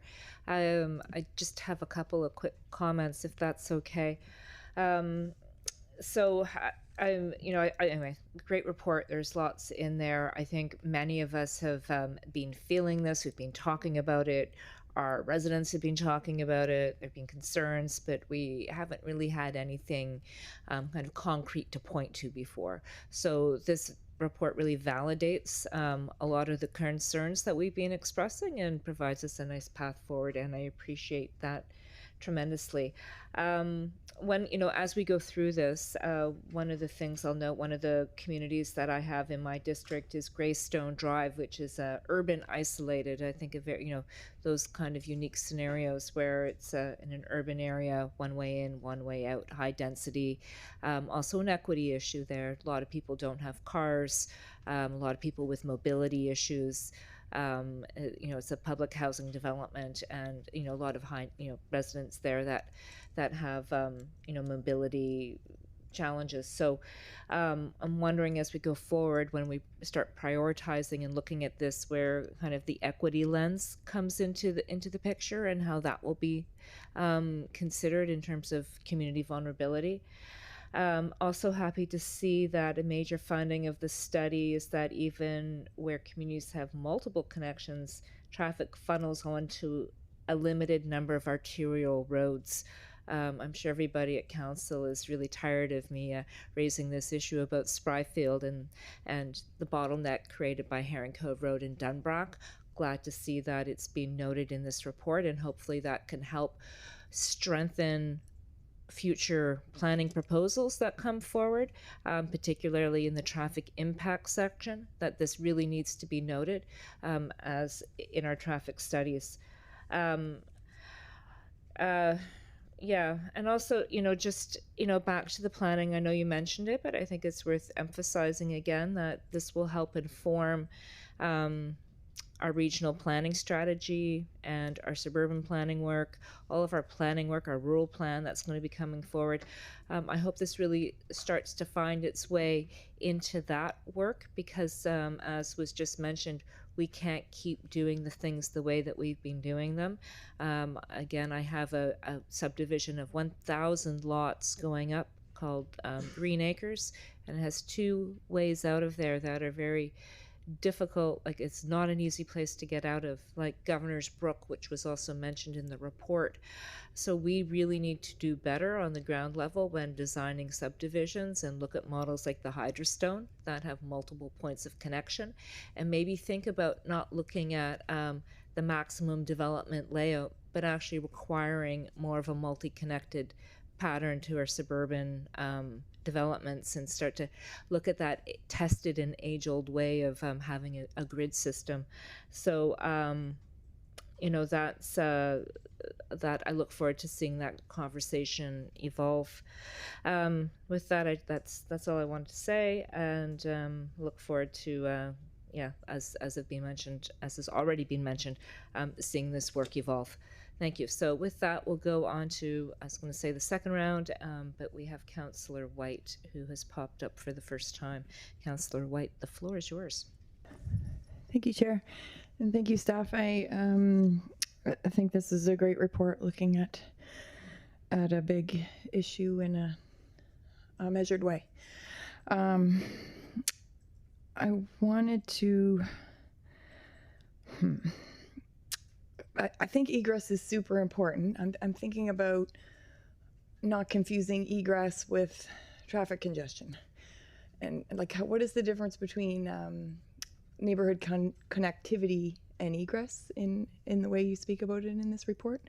My mind just goes to other places in the world where, on purpose, the roads are such a way that you walking is faster than driving.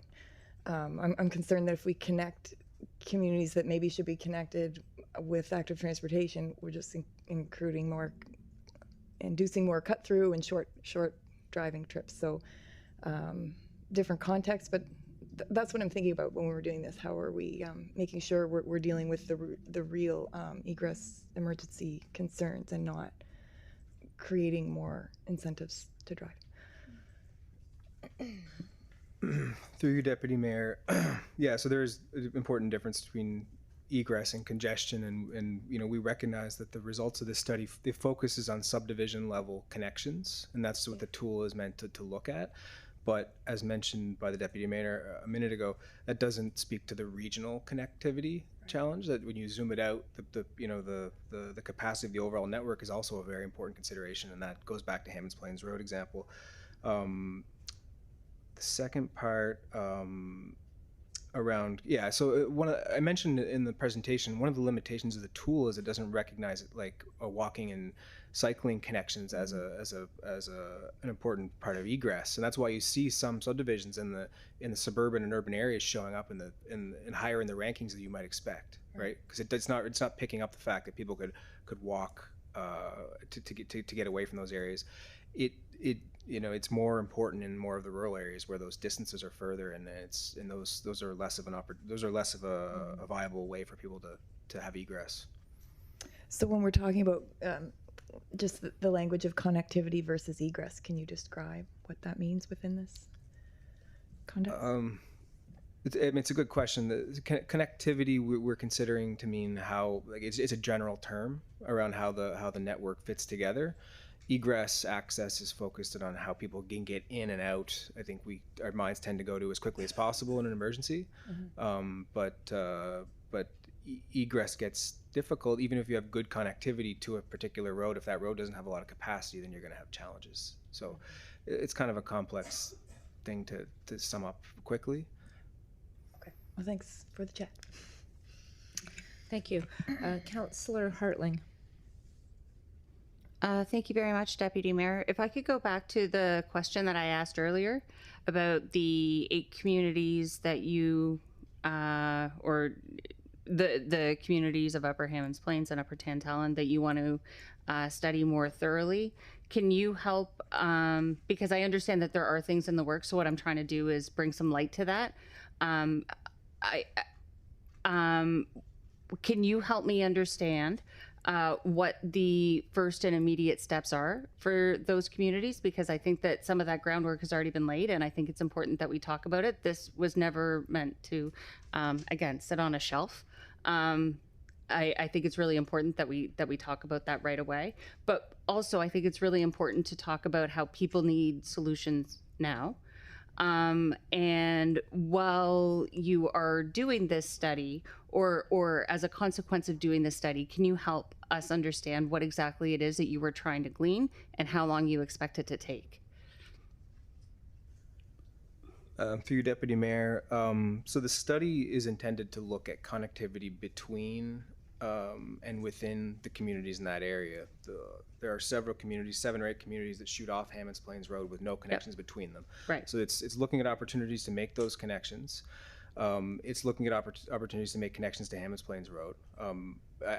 Back to the first point, we're already looking at one of those as directed by council between Westwood Hills and Upper Hammonds Plains and Highland Park. It's a similar exercise to that, looking at how we connect those, again, between communities to take the pressure off Hammonds Plains Road. The Hammonds Plains Road study that council has directed us to do already will start this year, and that will be a very important part of the work in that area. It will help us understand the capacity of that corridor itself, and it will help us understand how those connections between the communities might impact traffic flow in the area. We also want to look at is more regional level connections and how that will play into potential solutions. The province is looking at the Sandy Lake Connector, which will connect 101 down to Hammonds Plains Road. That's an important thing we want to consider. What does that do to traffic? The municipality has a future potential project on Margison Drive. What does that do for connectivity within and between the communities? So that's the intent of the study. Right now, we're targeting July next summer for the Hammonds Plains Road study. The plan will be to have it in that same time frame back to council. Okay, but just to be, are we to anticipate that egress, like what we're talking about that right now, the subdivision connectivity, additional work for those communities of Upper Hammonds Plains and Upper Tantallon, they will be represented in that upcoming report? The study that we're recommending, or in that area, it will be. We're still examining how we do that alongside the Hammonds Plains Road study. We're hoping that we can potentially have them integrated together because they're very much connected in terms of the connectivity piece. Does that answer your question? I'm sorry. For Hartling, you're out of time again. Perhaps you can follow up with staff after. Okay, thank you. Councillor Daigle-Gammon. Thank you very much, Madam Chair, Deputy Mayor. So one of the things that I forgot to ask the first time when we're here is, what everybody's been talking about how much we've been waiting for this report. And, it is public. People who looked at our agenda would be able to find the report and read it. I'm just wondering if this will have any prominence, or can it have some prominence on our Halifax website so that people can see, exactly what it is, what we're doing, Is there a communications plan at all with respect to this report and the next steps and what we're going to do, so that the general public can be able to go and say, okay, instead of just looking at this and saying, oh my God, I'm in the top 25, right? That there's some more information that they'll be able to go to, or that counselors will be able to direct people to. So yeah, just a really nice communications plan. And like I said, it is a report that is well worth reading. And I'm sure that there's a lot of people that will want to read it in depth. So if it has some prominence on the website, that would be awesome. Through you, Deputy Mayor, I think it's a good suggestion. We'll take that away. We don't have a concrete plan in place yet, but it's something we can certainly look into. All right, thank you. And Councillor Young. Thank you, Deputy Mayor. So I'm very pleased that you guys included Lakeview Avenue 2 as well. That's a one way in, one way out in Middle Sackville. And even though a lot of people are talking about the wildfires, up there's a lot of flooding. A lot of flooding happens up there. So for the emergencies, it's not just wildfires, it's that. Parkwalk Road, they have the watershed. There could be a chemical spill there. So, and that's linked to Upper Hamas Plains too as well. So I'm really glad that these areas are included in your study. I'm just hoping that I've picked up motions when I first got elected that had a lot of dust on them. I don't want these staying on the shelf. So this is the beginning stage of it. We have to do something. Thanks. All right, thank you. With that, I see no more names on the list. Someone like to call the question? Question's being called, and we'll go to the vote.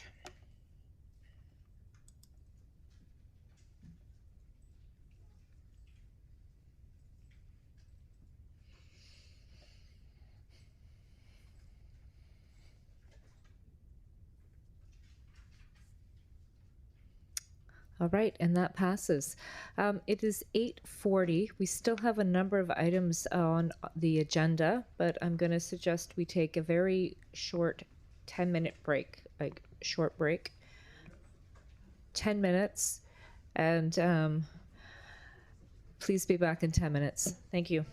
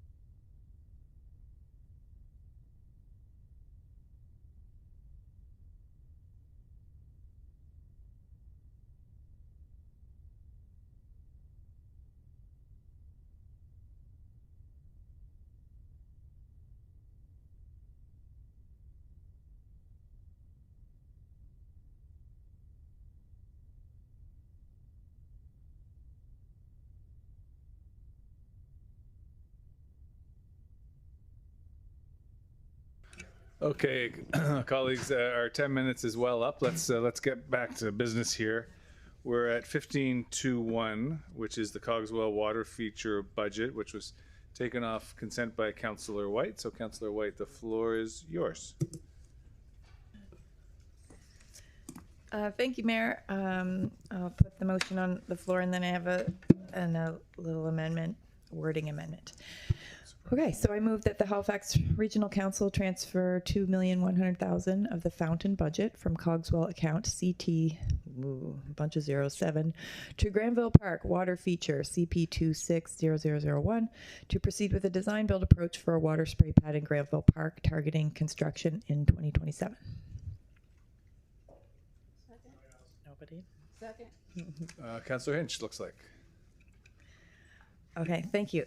So this was a motion at Audit and Finance, so I've just been kind of thinking about it since then. This is great. This is staff have tried to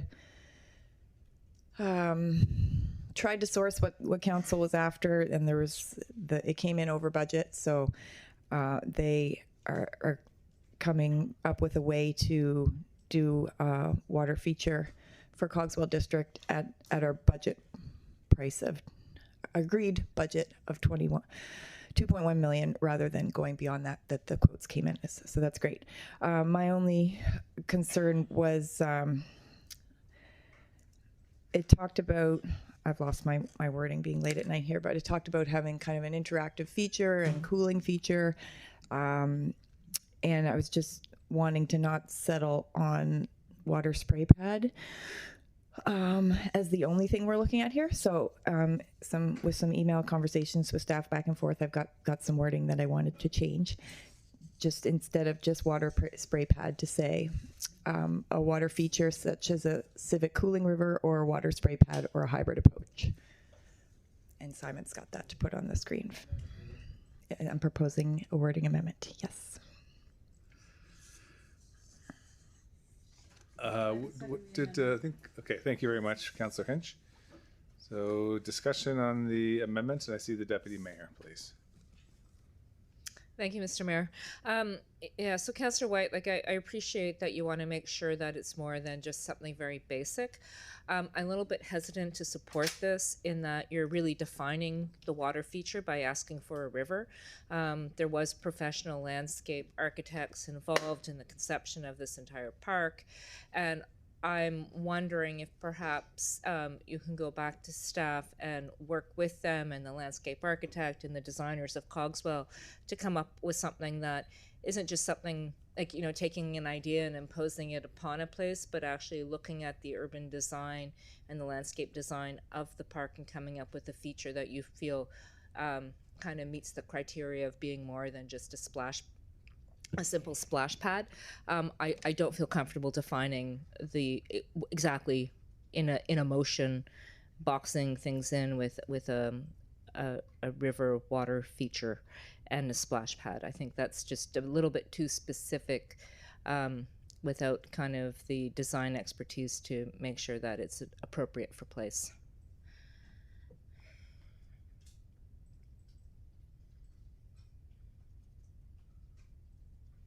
Thank you. Councillor St. Amand, please. Thank you, Mr. Mayor. I agree with the Deputy Mayor here. Really what I was aiming for in my mind was that the focus would be on a water feature rather than, because it's already defined in the motion. And so being more broad rather than adding other specific elements is where my head was, because I as the Deputy Mayor alluded to, the idea is that this needs to be a part of the integrated design. Also, it has to reflect the budget as the limitations. So to me, it makes a lot of sense to approach it in a way that provides kind of loose parameters, knowing that it's still obviously going to be a water feature, but something that's in keeping with the space as designed. I'm just not sure whether or not adding additional specificity as opposed to broadening it is in the direction that will wind up providing staff with the spirit of the idea that they should maximize the usage of the budget allocated to the project while still investigating it specifically as a water feature. Do we know from staff's perspective what the costs are for different approaches, or has that not yet been explored? Because it had started as a fountain and then it's migrated to this, so obviously there are some cost considerations there as well. Through you, Mr. Mayor, to the council. So the original design came in over budget, even after, I guess, exhaustive efforts to try and reduce that number. It came in over budget. So we are looking at transferring this money to Parks and Rec as a result of the Cogswell project closing down. We are about to demob with our contractor. The project's over. So the intention of this motion is to transfer that $2.1 million budget to Parks and Rec to then explore what can be done with the remaining budget and a redesign. So the redesign would come out of that budget as well. So the overall concept would be still in keeping with the spirit of the park, but Parks and Rec would manage this. And the footprint for the water feature is established in the design of the park? It is, yeah. There's actually the footprints there right now. It's a gravel patch that's in the middle of the park. Right. So we will be reinstating that under the Cogswell contract with asphalt for the time being until a design can be finalized and built. So what was the rationale for the level of specificity that's in the report as it is now, where it's limited to a splash pad? Was that specifically because that was defined by the parameters imposed by the budget and the footprint, or were there other factors that determined that selection? So splash pad could be defined by a number of ways, I guess. The original design had, it was meant to be a cooling station, a water feature, so it had multiple kind of functions. There was geysers and foam and steam, or fog, type of stuff with it, to try and be a little more, I guess, energy efficient. With the water usage. So it was meant to be kind of an area that could attract all kinds of users, not like a typical parks splash pad. Right. Yeah. Okay. Thank you.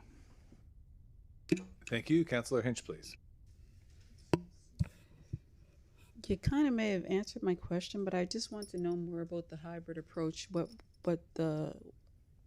Is this the reason why we're changing, or what Councilor White has asked to change? Like, is there a hybrid approach coming? Through you, Mr. Mayor, to the councilor.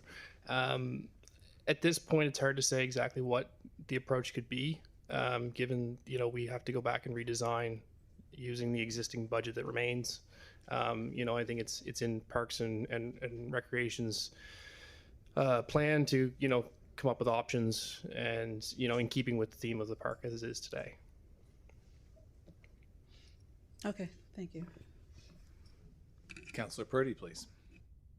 Thank you, Mr. Mayor. So I just wanted to ask, does this amendment then box you in, or box staff in to what they can come up with? And like the deputy mayor kind of suggested with this amendment, do you view this as that, or are all options still available on the table?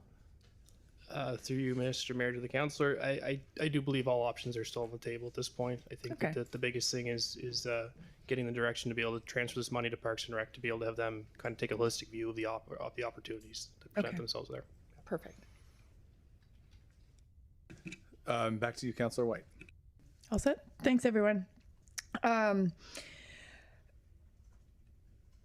The wording that was in the motion before I put this amendment on the floor simply said a water spray pad. What I'm looking to do is not box in at all.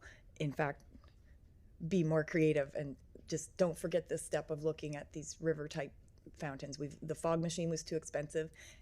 Just asking to take a look at the river type fountains. I've seen lots of them that are really neat and another way to have a cooling feature, but that word water spray pad just didn't feel like we were going to look at anything beyond. Had lots of email conversations with staff, and they certainly are open to looking at things and trying to get us the best water feature we can get for our 2.1 million. I just wanted to add in this wording so to make sure we take a look at this idea that we haven't looked at yet within our budget. Thank you. Okay, that's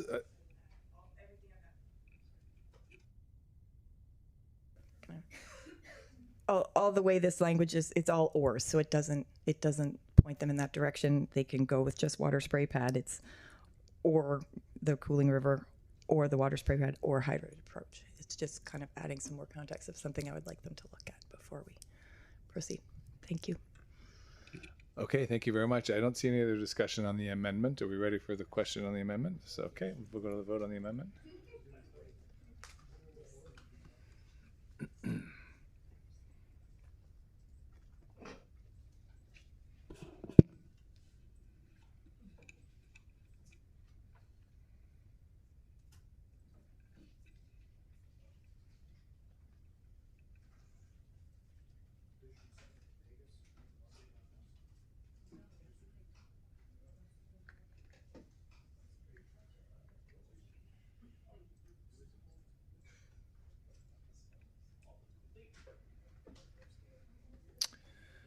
The amendment passes, and now we can go to the main motion.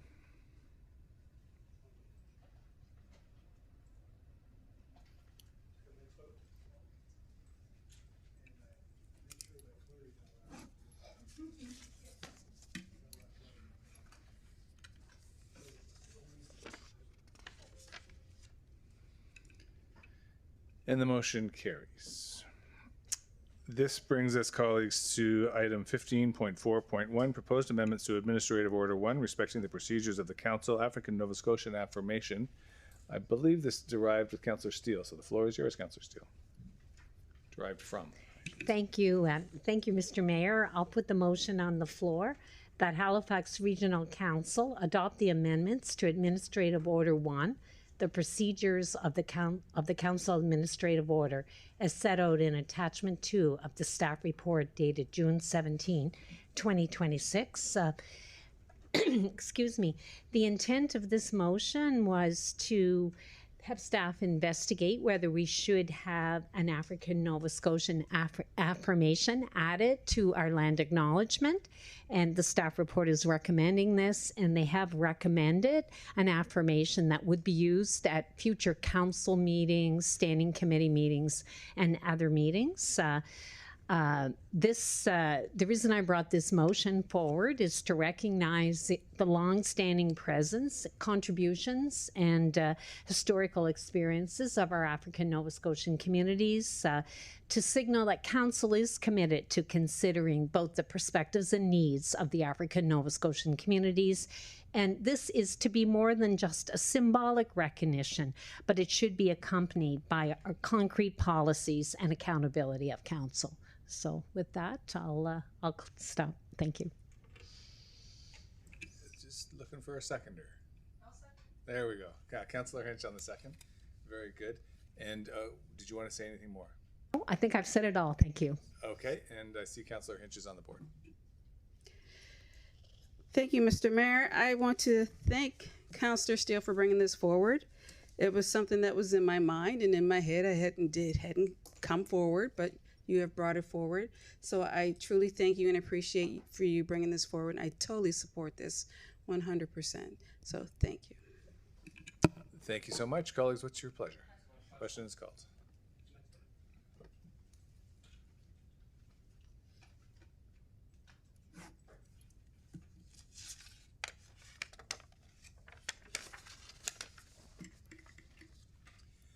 The motion carries. Very well done, Councillor Steele. Thank you for that and for all the work behind it. Okay, this brings us to item 15.4.2. The 2028 election method resource study was taken off consent by Councillor Hensby. Councillor Hensby, the floor is yours. Thank you much, Mr. Chair. I'll put the motion on the floor as Halifax Regional Council 1 directive. The voting by the telephone and by personal computing device are the only methods of voting to be used in the 2028 Halifax Regional Municipal and CSAP elections, including any required and special elections between 2028 and 2032, as outlined in the discussion section of the staff report dated June 17, 2026, and in attachment 1 of the staff report dated June 17, 2026. 2, direct the Chief Administrative Officer to direct staff to review bylaw A400, the alternative voting bylaw, and the Municipal Elections Act to identify any amendments that may be necessary to enable the voting by telephone and by personal computing device, only based on the proposed approach contained in attachment 1 of the staff report dated June 17, 2026, and return to council with the report if any amendments are identified. And 3, request that the mayor write a letter to the province of Nova Scotia to request legislative changes allowing the returning officer to establish mobile polling locations for qualified facilities licensed under the Homes for Special Care Act during the advanced voting period as outlined in the discussion section of the staff report dated June 17, 2026. Councillor Daigle Gammon had her hand up there early there.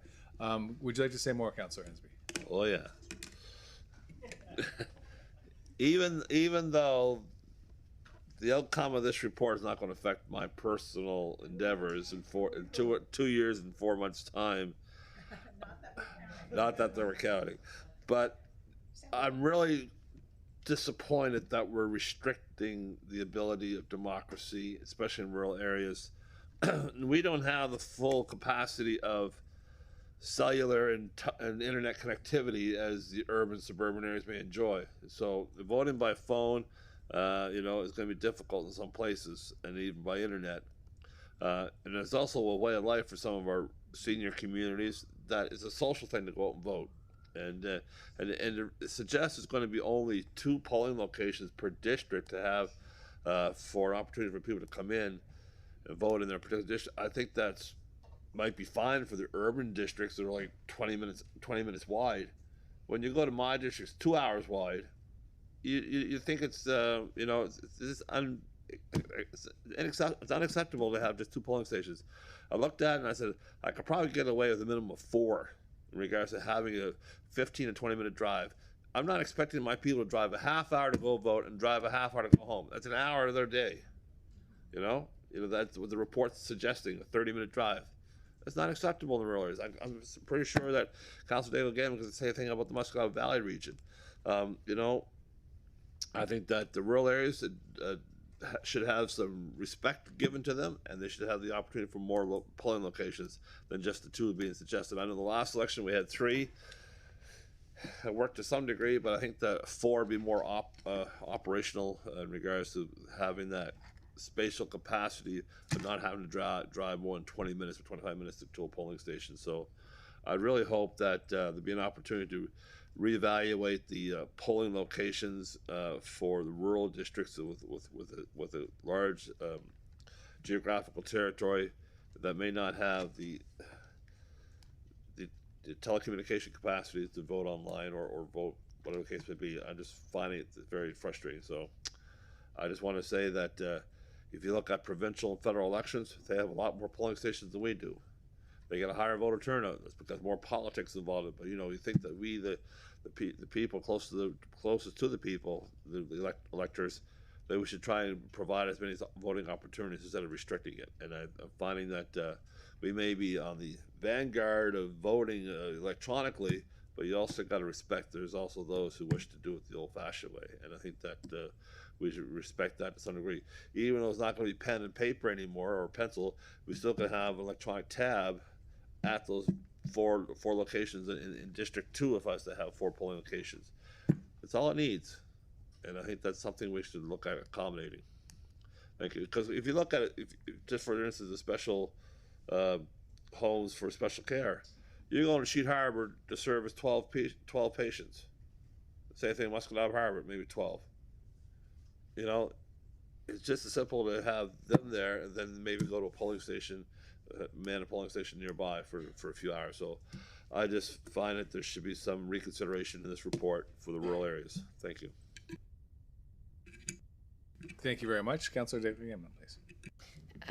Thank you, Mr. Mayor. And so when this came to Executive Standing Committee, I think that I did bring up the issue around the rural districts and the lack of, cell service and internet capacity and those kinds of things, which would make this a bit of a challenge. But Ian, maybe you could help me because I thought I remembered back at Executive Standing Committee that there was a consideration going to be given to 3 in the rural districts and as opposed to the 2. And that also that there was another option available, and I, in this moment, can't remember what it was. Will you help me with that, please? Mayor Fillmore, to the councillor and to Councillor Hensby as well. We've definitely heard the comments from Executive Standing Committee and today. So there are 3 polling subdivisions recommended currently for districts 1 and 2. There'll be another report that will come back to council to approve the voting subdivisions where we have heard these comments, and we will provide information on that.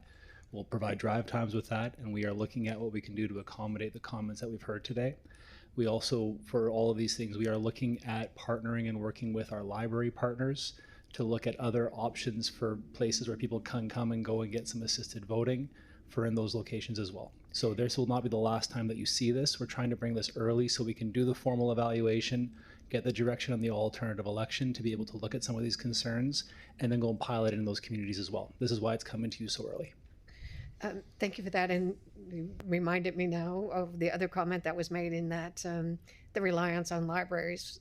So District 1 doesn't have a library, and but the library did put in, they boosted the internet capacity at Upper Musquodoboit, so you can be in the parking lot and get online there, but District 1, you can't rely on it being libraries because we don't have any.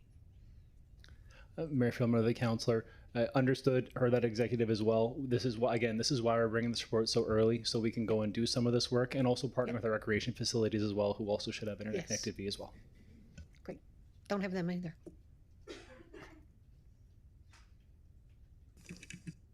Thank you. We'll go to Deputy Mayor, please. Thank you, Mr. Mayor.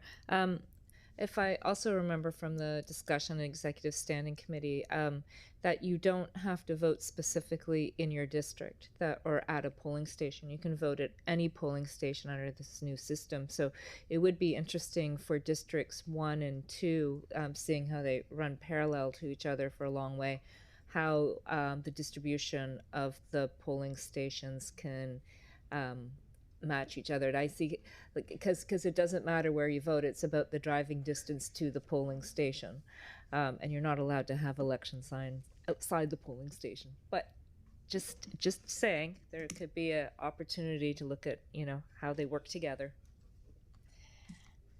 Big thought. Thank you. We'll carry on to Councillor Austin, please. Just a question, and apologies if this is covered somewhere. It just occurred to me now. Where this would be all electronic, I mean, and I think there is a need for a different kind of situation in the rural areas. Do we actually need specific polling stations in a specific district, or could you just literally, because you're not on a list anymore, you're entering your voter ID in the computer, could you just show up at any polling station and vote? Mayor Fillmore, the councillor. Did you just say that? I missed that. So that is accurate, but I want to be clear. Your name will still be on the. I want to be clear. Your name will still be on a voters list. That is an incredible safety mechanism of this. So there still will be a macro voters list that establishes it tied to the unique and confidential PIN, but you will still be on a list. So I want to be clear on that. That it's not like you can just drive around voting. Once you are off the list, you're off the list. But yes, it'll be vote anywhere is kind of the concept of it. But if my parents out in Three Fathom Harbor and they come in to go grocery shopping that day, they could vote at Coal Harbor Place, not necessarily out there on the Eastern Shore. Yes. Okay. Thank you. We'll go on to Councillor Hensby.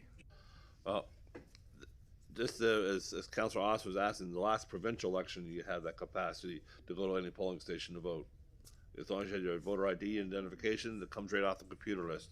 So that was the capacity is already available out there. But so what I'm hearing from our municipal clerk is that this is not ironclad. It's going to be just 2 for the rural areas. The report's coming back with 3, but I still think there should be at least 4 in particular District 2. I'm just looking at the distance and stuff, and it's just that 3 is just still going to be tight for travel time. So I'm hoping that it's not ironclad and that we can look at an alternative location. Mayor Fillmore, the councillor, that is correct. This is part of what we're trying to do is get this direction and get this plan early enough so that we can do the proper planning for this. There will be a report that Regional Council will see before the 2028 election that will establish and show the actual voting locations, and we will include the drive times and the concepts of it that you discussed today. And just one other question in regards to the opportunities to vote. The voting will not open to the general public until the list of candidates is finalized. Is that correct? So you're going to make sure that no one's pre-voting early before all the candidate lists have been submitted and finalized? Mayor Finley, Councillor, yes, the start date for voting is provincially legislated and prescribed. We can't go anywhere before that. We have to have our finalized. It will end with voting will not start until after the close of nomination period. Okay, thank you. Councillor Steele, please. Thank you, Mr. Mayor. One thing I really like about this proposed approach is that the online voting will be able to go right up until the end of the entire voting period. I know in my district there were many people that were disappointed when the online voting ended earlier than they expected, not earlier than we had said. But so that solves that problem. You'll be able to vote online right until the very end of probably 7 p.m. or whatever time the polls close. So I think that should really contribute to more people having access and the opportunity to vote. So I think this new approach will support democracy. Thank you. Thank you. Not seeing any other names on the list. What's your pleasure, Council? Question is called.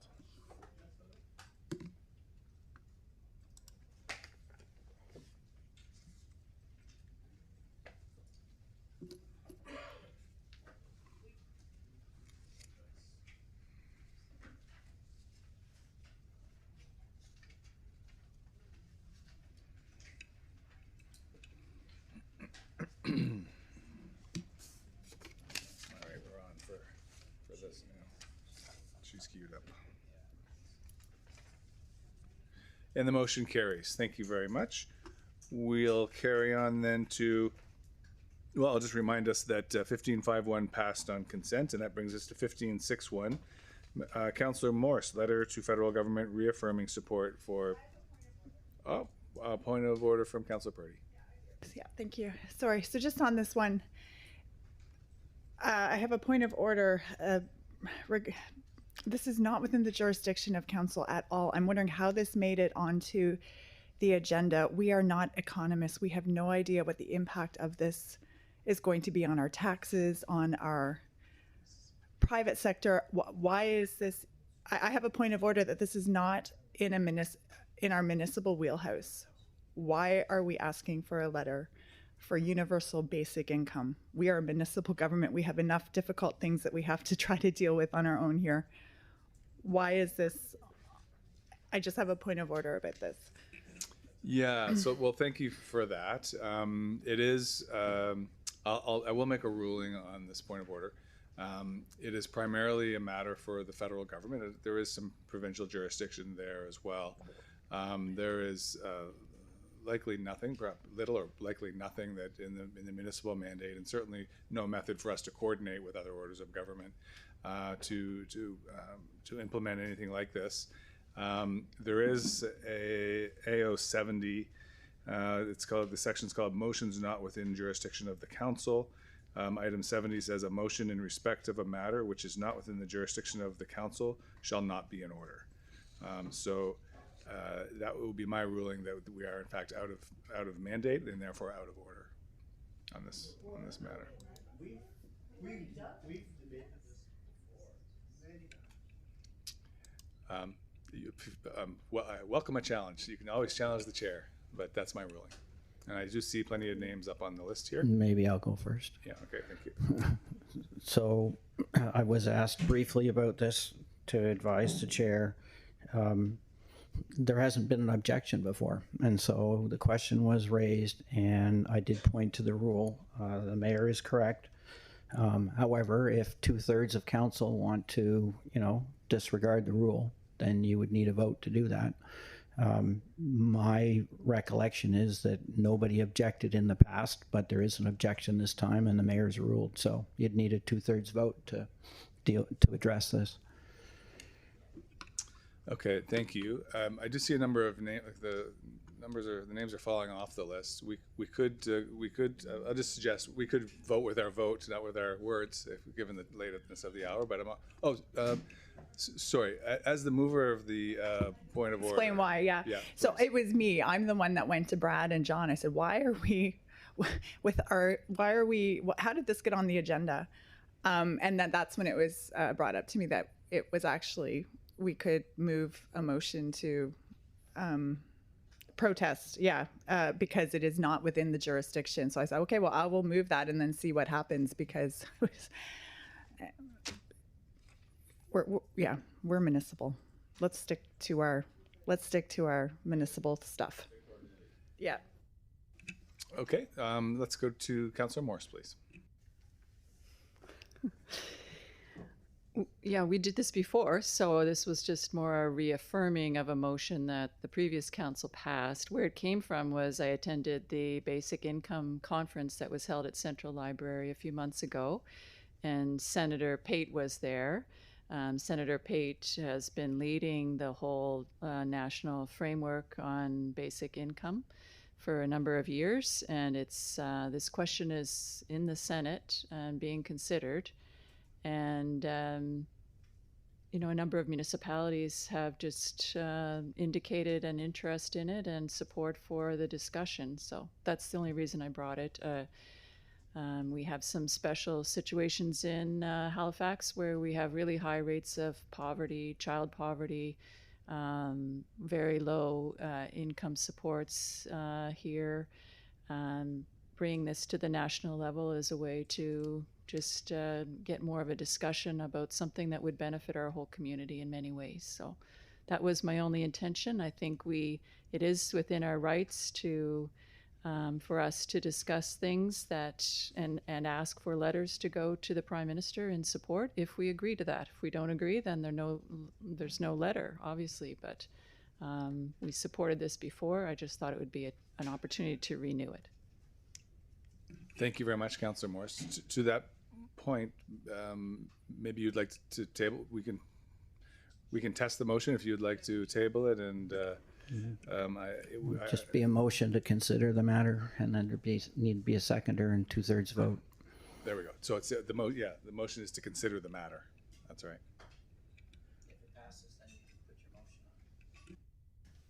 So I move to consider the matter then. Thank you. Second. Thank you. Seconded by Councillor Cleary, and I guess with that we'll go to the. You'd like to speak to the matter considering the matter. Okay, we've got a new list coming up here, and Councillor Cleary is on it. Councillor Cleary, the floor is yours. Thank you, Mr. Mayor. So, a strict reading of Section 70 of AO1 would be that anything we are going to give direction on for a particular thing should be within our jurisdiction. Writing a letter, asking the mayor to write a letter, is within our jurisdiction. So I would just be very careful about this, colleagues. So the next time we want to write a letter of support for an entity with the Canadian government for funding, I'm going to say, well, point of order, that's not within our jurisdiction. We're not writing a letter of support to that entity. If we want to ask for more power in the Motor Vehicle Act, I'm going to point of order that and say, well, it's not in our jurisdiction because we don't have that power. So we can't write a letter to ask for that power. So just because you disagree with a thing doesn't make it out of order because you don't want to vote on that thing. Writing a letter about a thing, regardless what that thing is. It could be, I don't like fire ants, and I want a motion saying that this council despises fire ants. If we want to do that, we can have that resolution. So I would just be extremely careful about going down this road, because if you want to box yourself in, because our jurisdiction is extremely limited. So if you want to box yourself in and say we can't have a motion on anything that we don't currently have jurisdiction over, okay, bring it on. Thank you, Mr. Mayor. Thank you. I think the solicitor would like a word. I don't know if I'd like a word, but I'll have one. To to the point of jurisdiction, I guess. Jurisdiction of municipality, is set out in legislation, various pieces of legislation provincially, and in direct terms relates to the purpose of municipality, which are to provide good government, provide services, facilities, and other things that, in the opinion of council, are necessary, desirable for all or part of the municipality. In other words, if you require new legislation to achieve your purpose, then yes, it's within your jurisdiction to ask council for it. It's the things that relate to those purposes of municipalities, such as developing and maintaining safe and viable communities. So, if council feels that, that this needs to be addressed and dealt with, then that's within your purview if 2/3 of you agree. The mayor is right as chair. Section 71 provides that he has to make a decision. If he's of the opinion that a resolution is contrary to the rules and privilege of the council, the presiding officer shall apprise the members thereof immediately before putting the question and shall cite the rule or authority applicable in the case without argument or comment. So that's where we're at. It's a simple solution. If you want to go ahead, then pass the motion that's on the floor with 2/3 and let's get on and debate the motion.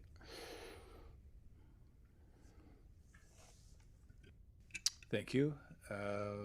So that's the solicitor has invited us to have the question, and I'm just going to look around and see if there's any nodding heads who would like to go ahead and have that. I know there are 3 speakers, but there are 13 other people in the room. I'm just trying to get some consensus. Yeah. Okay, Councillor Hensby then. 30 years ago, an amalgamation, social services were taken away from the municipalities. It's now the responsibility of the province. I'll leave it at that. Councillor Austin. Thank you, Mr. Mayor. And, I can understand, trepidation about entering into this. I get where my colleague, who has a very different philosophical view, is coming from on this. But I think that we should have the arguments on the merit of this motion, not on this 2/3. This isn't in our mandate, it isn't in our wheelhouse. Now and then we get asked to respond to all sorts of things. We had one I can think of. We had a motion about I think it was offshore oil development early on in my council. That wasn't in our wheelhouse. It was. Well, that was before my time, but yes, Councillor Hensby, nuclear subs in the harbor, for example. I think the last one I can remember that went through here was, council passing a motion on Ukraine being invaded by Russia. Are we really going to box ourselves in so strictly that we can't respond to the things that our constituents bring to us, and that now and then are asking us, take a bit of a moral, take a bit of a kind of a symbolic stand, even though we know this is not your thing? I mean, let's have the argument on this thing on its merits. I mean, if without getting deep into that, I think there's all kinds of things you can tie this to the municipal mandate when you look at things like homelessness, social service outcomes, all of these things that directly impact our municipality. But I'll save that for part 2 if we get to it. On the part 1, colleagues, don't be afraid of a discussion. We haven't before, and if you don't like where this is going, just vote against it in the main motion. This 2/3 out of order thing is, to me, I'm hesitant to say a ridiculous use of process, but I don't think it's appropriate, and I think it boxes us ourselves in, and we're potentially setting a very ugly precedent tonight that could be used again in future in ways that we don't like. Thank you. Thank you. Councillor Purdy. Thank you. So just to end, I don't think this is out of order at all. I think this is incredibly and completely appropriate, and I would love for us to stay within our municipal mandate on all things at all times. That would be my great desire. However, here we are. And I wasn't going for a point of order on this. I just kind of tongue-in-cheek to Brad out there said, how did this even get on the agenda? Like, what are we now? Like the giver of all magic money to all people? Like, I don't understand how this is on our municipal agenda. But anyway, here we are. We'll see how this vote goes and then go from there. A vote is a vote. I think we all know how I'm going to be voting on this one. So here we go. We'll vote on the process. Thank you for that. We'll come to the question in just a second here, but I think I did maybe hear two characterizations of what I believe or don't believe. So I do want to be on the record here. I actually support UBI. I've attended that conference many years, spoken at it 5 or 6 years when I was a member of Parliament, spoke in favor of UBI on the floor of the House of Commons. I'm in favor of UBI, but I'm also in favor of our council staying in mandate. And my worry is we spend too much time and too many resources fiddling around outside of mandate, and certainly that informed my ruling. However, as always, I will live according to the will of the council. So happy to we need to have this vote on challenging the chair. So let's do that, and then we can maybe get to the actual motion if that's the will of council. So shall we have the first vote?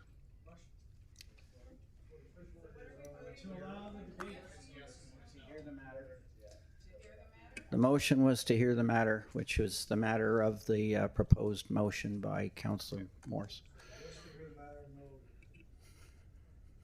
Okay, and we'll go to the voting, and again, it requires 2/3.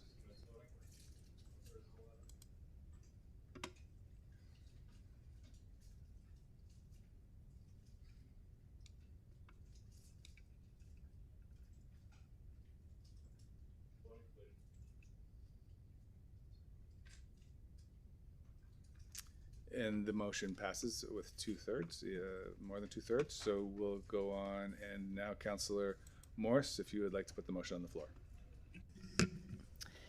Thank you. I move that Halifax Regional Council request a letter from the Mayor to the Prime Minister, federal ministers, and Premier of Nova Scotia, calling again on the Government of Canada to implement a guaranteed livable basic income, ensuring everyone has sufficient income to meet their needs, which would go a long way to reducing poverty in our municipality and municipalities across the country. Seconded by Councillor Hinch. Thank you. Really had no idea this would be quite so controversial. There was a lot of support for this previously, and it's something that has been considered by FCM in the past, and there's a lot of work going on at the grassroots level and in the universities.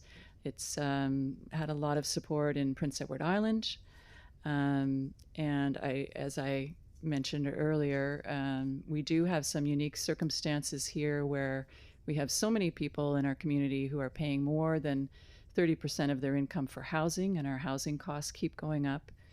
I think people are feeling a very strong sense of precariousness right now, with the cost of living going up, with all of the events completely outside people's control that are going on in the Middle East. We just live in volatile times, and I think kind of what came home for me was hearing some of the graduation speeches and some of the young people talking about how uncertain their futures are and how insecure they feel. And so that's sort of where the timing of this comes, that I had attended the Basic Income Conference, saw there was a lot of support in Halifax for it, found out a little bit more about it, the work going on at sort of the national level on this, and then heard some local young people especially talking about how concerned they are about their futures. And I think this is something that would give some stability. So that's where it comes from, and hope you'll consider it. Thank you. Councillor Cleary, please. Thank you, Mr. Mayor. So I'm happy to support the motion. It is unfortunately entirely performative. The Government of Canada is not going to do it. I wish we were also requesting the province to do it, because our province is. It's in order to actually implement it appropriately, you have to have provincial governments and federal governments working together, because the efficiency that would be created if you could get rid of all of those supplement programs, income assistance programs, every program and grant program and rebate and subsidy that every level of government provides, because they're trying to figure out ways how we can make people better off, when really there's a really easy way to do it. This is give people more income. And so it is incredibly simple, incredibly complex, and I don't think it'll happen. I wish it would happen. But you know what? Let's send a letter. I'm sure the federal government's just waiting for Halifax to send that letter so they could start the process. But anyway, every little bit of support helps. Thank you, Mr. Mayor. Thank you. Councillor Austin, please. Thank you, Mr. Mayor. And to me, I agree entirely with supporting a letter. This is mostly symbolic. I agree with Councillor Cleary there, but this is one of those things like, sometimes societal change takes a long time. I think about the creation of Medicare. I don't think it was just kind of, I'm not versed deeply in its history, but I don't think it just walked out of Saskatchewan fully formed and was implemented writ large across the country. It was the work of many people over a long time. So, are we going to get a universal basic income tomorrow? No. Maybe in a couple of years, who knows, right? Lending our voice to this, I think this is within our wheelhouse. I think of all the kind of things that relate to public safety, housing, all these things that greatly impact our municipality and the services we provide, and how much better off we could all be if they were better resourced, right? Literally on my inbox this week has been full of, unfortunately, pictures of a young lady shooting up on the Common.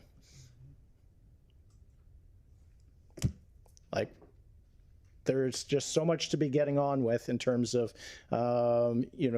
housing and providing the services necessary for people, and universal income, basic income could be part of that picture. Thank you. Thank you. Councillor Mancini. Sorry, I'm off the list now. Thank you. Councillor Hensby. Thank you much, Mr. Mayor. Just it may be debated across the country, but let's remember that not all municipalities have the same jurisdiction. A lot of municipalities in other places across the country have responsibility for housing, may have social services, and other things like that. So I would say that if we're just hitching ourselves to the bandwagon, so be it. But I just want to make sure that we are not all alike across the country. So let's hope that in the future we can stick more to our line of business and focus on those things. Thank you. Thank you. Councillor Steele, please. Thank you, Mr. Mayor. I think in these chambers, I said earlier that I supported universal basic income. I think it's super important. And I also think it would help us as a municipality, would help address some of the social programming that we've crept into. We could move away from that if we had universal basic income. So I support the letter. I support sending the letter like a number of other councillors. I don't think it's going to move the needle. I do think as well, it's really important to point out all the programs and all the bureaucracy and everything that's in place to try to address some of the social issues that we have. And if we could just enhance people's income, it would make such a big difference. So support the letter, and I appreciate the comments from those who are trying to say stay in our lane. This could help us stay in our lane. So thank you. Councillor Purdy, please. Me? Okay, thank you. Okay, so unlike all of you, I actually think this is coming.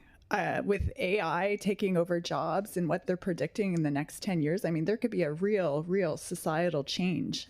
So I do think this is coming, but I'm going to resist it to the very end. Where is this money coming from?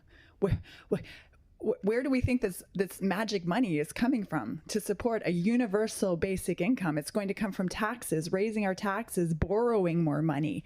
What's that going to do to inflation? What about our private sector? Like, oh my goodness. And then what about our social services? They're going to have to be cut to afford something like this. And then what happens to the targeted social service programs that are needed? I mean, anyway, I just have so many red flags about this, and we are not economists. We have no business suggesting or recommending this, but I do think it is coming eventually because of all of the changes that are happening. But I guess I'm just old school, but I'm just old school. If my kids needed money, I tell them, go get another job. You get 3 jobs. You get 5 jobs. You don't sleep. You make money and save it, and you figure it out. That's where I come from with these things. So anyway, I will not be supporting this, but I do appreciate the democratic process, and I do think this is coming eventually. Thank you. Councillor Hinch, please. Thank you, Mr. Mayor. I hope you're right that it is coming because we do need it. Unfortunately, there are people there that can't go get, let alone one job, to get 1, 2, or 3.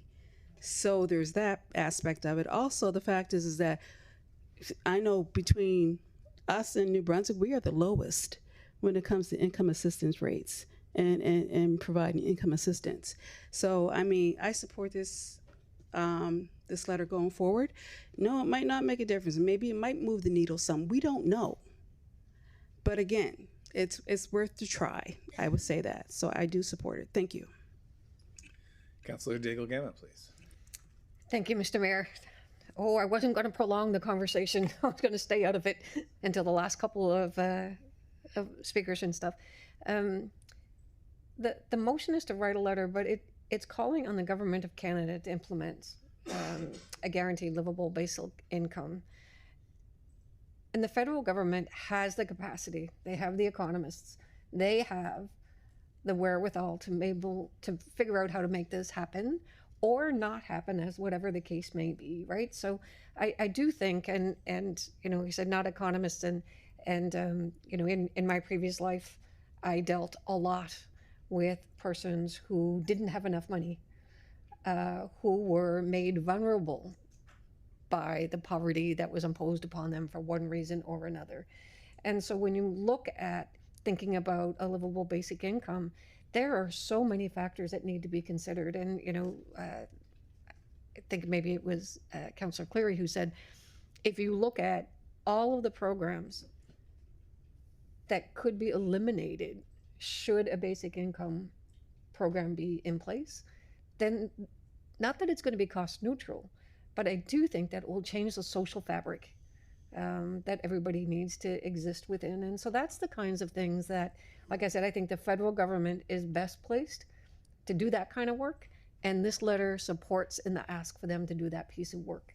So that's why I would support this motion. Thank you. Thank you. Councillor Morse, please. Thank you, colleagues, for the discussion.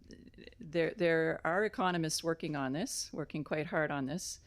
And there are a lot of savings to be had in reducing the amount of administration that we currently have with all the programs. So there is a fair bit of money to be found in streamlining. They believe there would be also savings in the fact that people would be supported at certain times in their life, so they might not fall into homelessness. They might need just a little bit of a bridge. Young people, if they're eating better and have a healthier situation as they're developing and growing into young adulthood, they might then there would be more savings on the healthcare system because they wouldn't be going to emergency rooms and that sort of thing to the extent that they are now. So there are ways that this does make sense. Of course, it would be taxed back from the people making more, so most of the money would be coming back.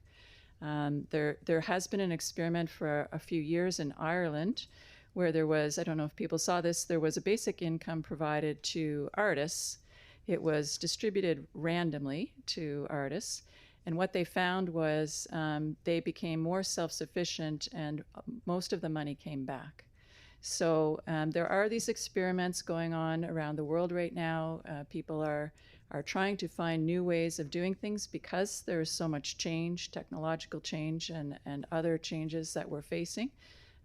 So I think what this is trying to do is just to say, you know, we are encouraging the federal government to look at all options for supporting Canadians through these times that are becoming less and less predictable and more precarious for a lot of people. So those are my thoughts on it, and thank you for the discussion. Question is called.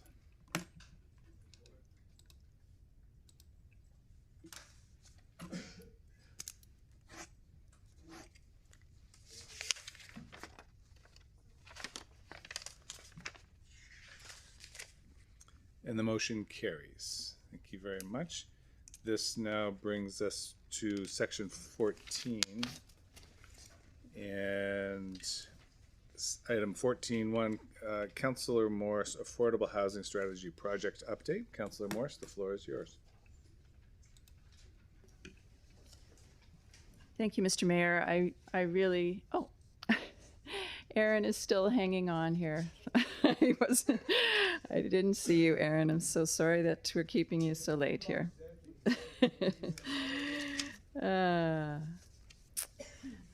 Well, I just wondered if you could explain briefly to council what the process is for this.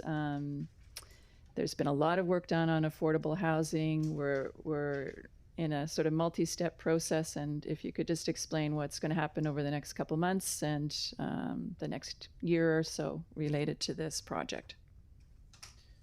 Certainly. Thank you, Councillor. Through you, Mr. Mayor, to Council, Aaron Murnahan, Manager of Culture, Heritage and Planning Information Services, but still overseeing the HAF program to its completion.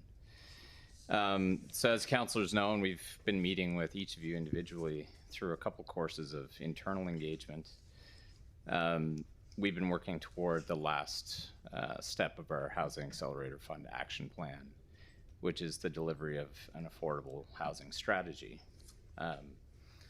So the final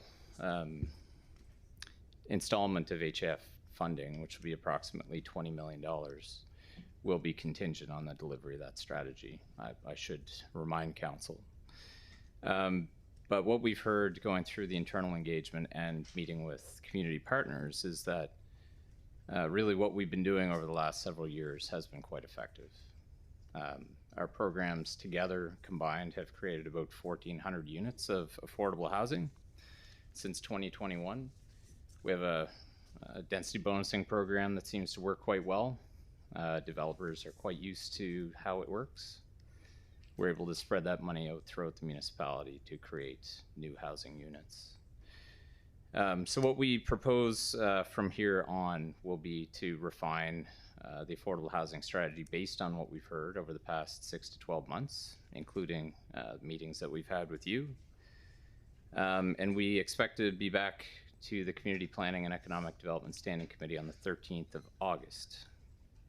So essentially a month from now, and trending toward Regional Council on the 25th. So the next time you meet, we will have an affordable housing strategy for you to consider.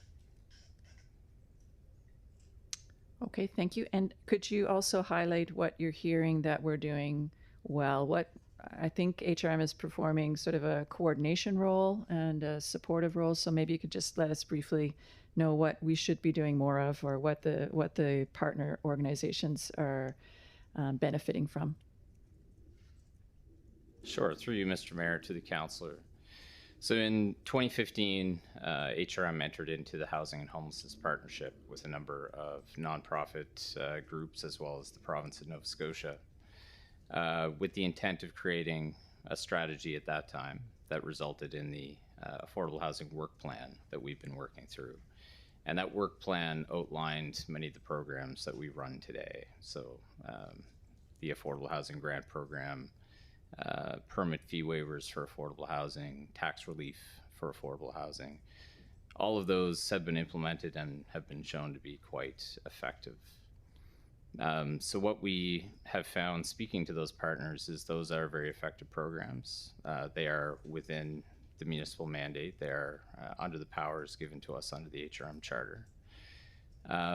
And simply ensuring that those can continue to be revised and refined to help the nonprofit partners that we have here in the municipality is a really good way to use the funds that we collect through density bonusing and our staff resources. So that's really, we have a very restrained strategy coming forward for your consideration, hearing that we are obviously in a very fiscally restrained environment moving into the next budget. Our ability to implement the plan, the timelines are really likely what are going to have to be flexible based on the staff resources that we are able to obtain at the next budget. But as I say, just staying the course with those core programs that we've been running now for 6 or 7 years is really the intent of the strategy. Thank you. So the options are coming on the 25th of August That's correct. For the entire council to consider. I wish I could give you more detail at this time, but we're still running through the cost analysis of what it might cost to implement the plan. So we will have a full detailed costing analysis for council, but I should say it will be quite restrained compared to what we had initially anticipated. Okay, great. Thank you very much. No names on the board, Aaron. Could I ask you a quick question about the missing middle housing report? How's it going? When might we see it? If you can help us understand that. What is it that council might be able to do in the meantime to help remove or address barriers before that work is done? Yeah, I guess that's it. Going to defer to Kate Green on this one. Okay, thanks. Good evening, everyone. Kate Green, Director of Regional and Community Planning. Through to the Mayor. The Missing Middle project is going well. We've held industry engagement. We've identified some possible changes that we could make to our plans and bylaws. We're focused on, as you know, doing more work to enable mass timber, as well as looking at modular construction. We expect to have draft documents out for full engagement again in the fall. Our goal would be late September, October, with a final report coming to council in February. And we're doing work over the summer months with our partners, some select industry partners, to try and make sure we've got that work set up in a way that it's going to enable the type of housing that we want to see. Okay, thank you very much. Appreciate that. I don't see any other names on the list, colleagues. This was just an update, so there's no motion. I guess we'll just at this point say thank you both for sticking it out tonight and for being here to answer the questions. Much appreciated. This brings us to item 14.2, Councillor Hartling, MPSREV 2026-01640, Coastal and Watercourse Buffers. Councillor Hartling, the floor is yours.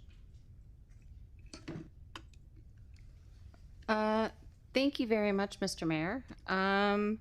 I asked that this information be taken off for further discussion because I have a specific interest in speaking to the coastal protection piece associated with this.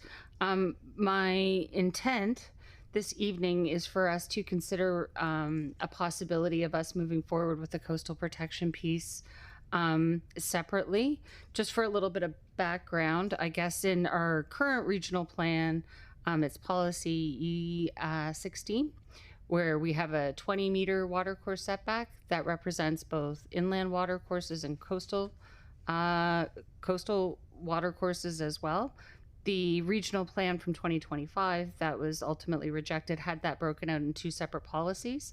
As part of the understanding, or my understanding of, the rejection from the province was that the way that they perceived it was that there would be the watercourse setback could potentially affect housing. I don't see that being the case, and we have confirmation from other industry leaders, specifically UDI, but I think there's wide industry acknowledgement based off of my understanding, every conversation that I've had, that there is not a lot of housing, particularly density being built along the coastline. And I would like to continue to pursue our HRM's coastal protection plan. So I am, and this has already been reviewed by staff. I just sent the motion to Ian. Do you have it, Ian? Okay, so it'll arrive shortly, so that we are able to pursue the coastal protection piece, separately, understanding that more work will be coming forward, and more understanding will be coming forward as well with the study suggested by staff for water courses across HRM. So do you want me to read it?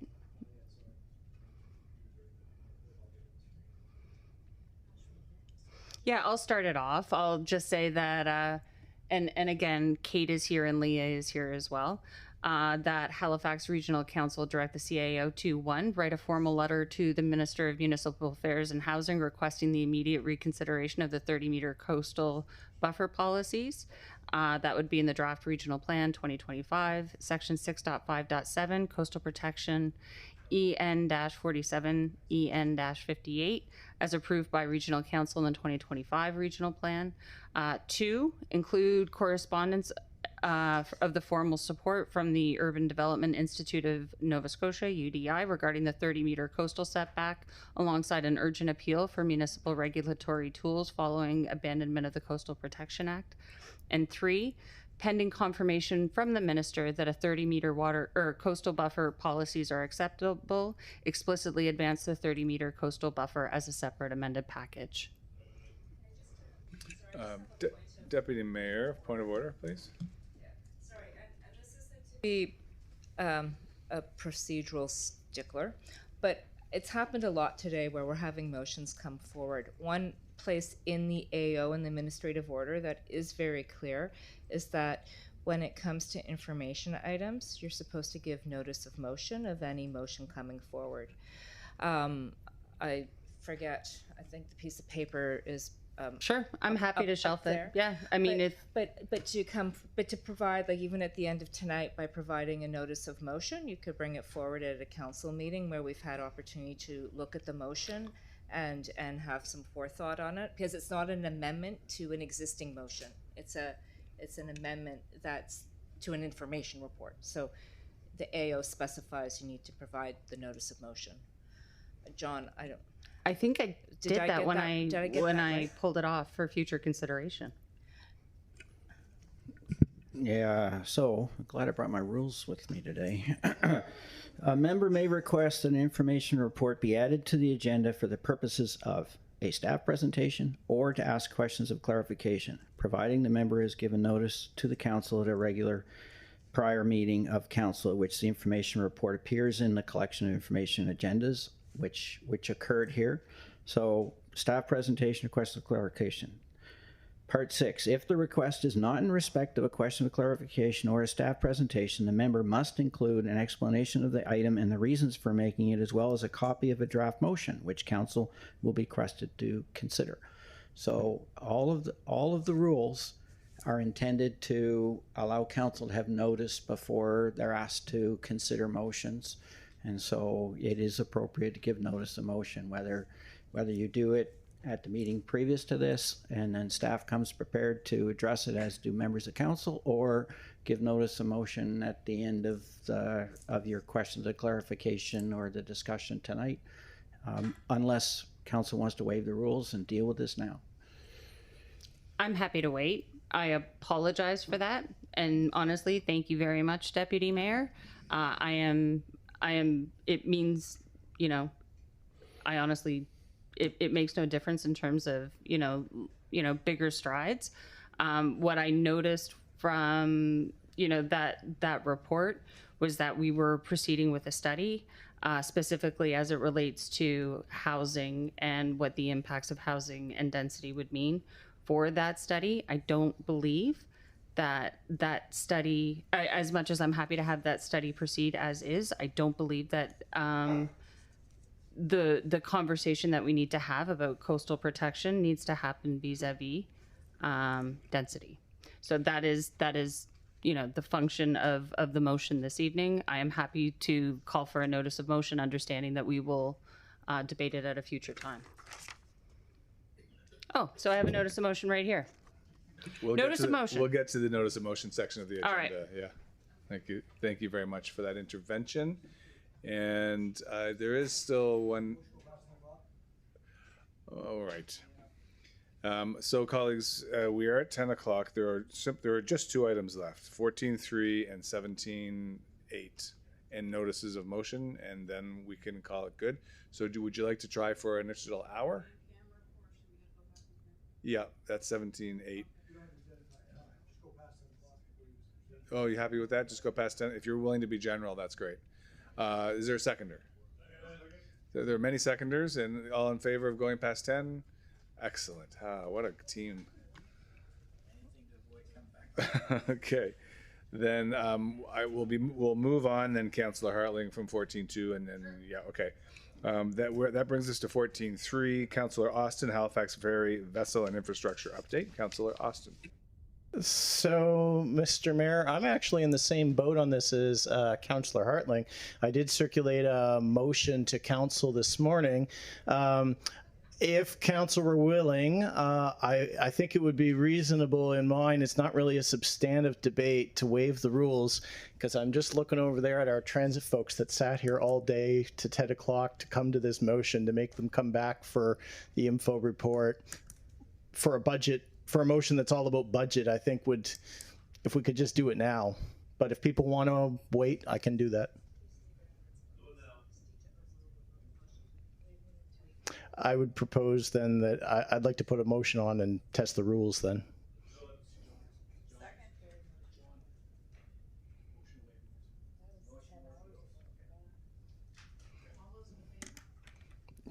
Well, let the mayor do that. Motion to waive the rules. All in favor? That's what we're seeing right now. Waiving the rules. I'm not clear how that's different from what Councillor Hartling wanted, but here we are. I think the main thing was Councillor Hartling was okay to wait, whereas mine, it's more procedural, and I just hate the idea of making transit come back for it.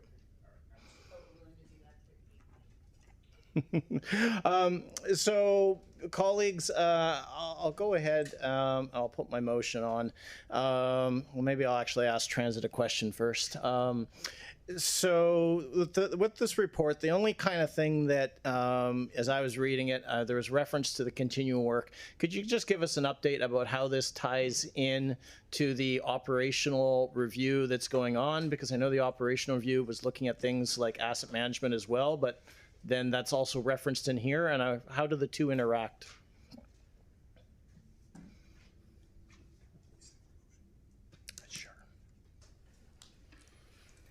Good evening, Phil Harrod, Director of Transit Operations, Halifax Transit, through the Mayor to the Councillor. The operational review was focused on operational efficiency, structure, and the overall how we compare to other services, ferry services across the country.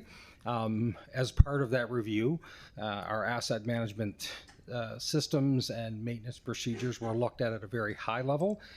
This information report for us brought forward challenges and opportunities within vessel and ferry maintenance that need to be addressed sooner than later. So the correlation is the operational review will tell us to focus on maintenance and asset management. This information report speaks detail to some of those challenges now. Okay.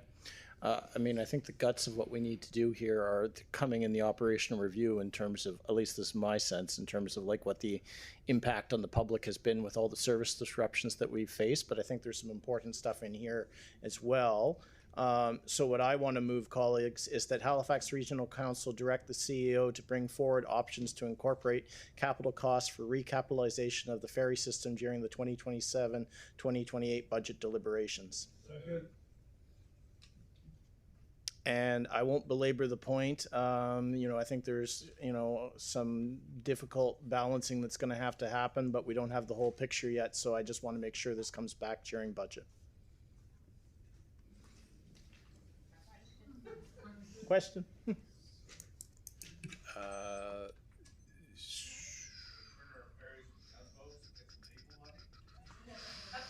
Dual purpose technologies. That's very good. I don't see any other names. I guess we are, in fact, ready for the question. And then can we just see the motion?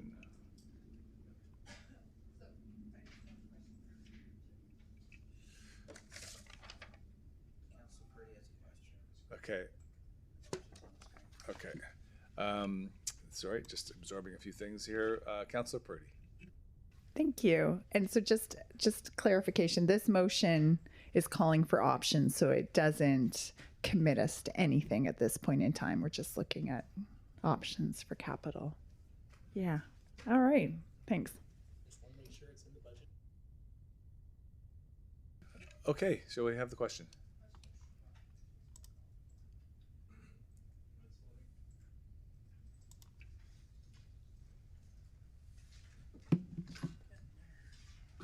So now we need to go in camera. 14.4 got deleted or it got moved or something. I got Deferred? moved to ESC. All right, Deferred, yes. thank you. Good going. That's why you get paid the big.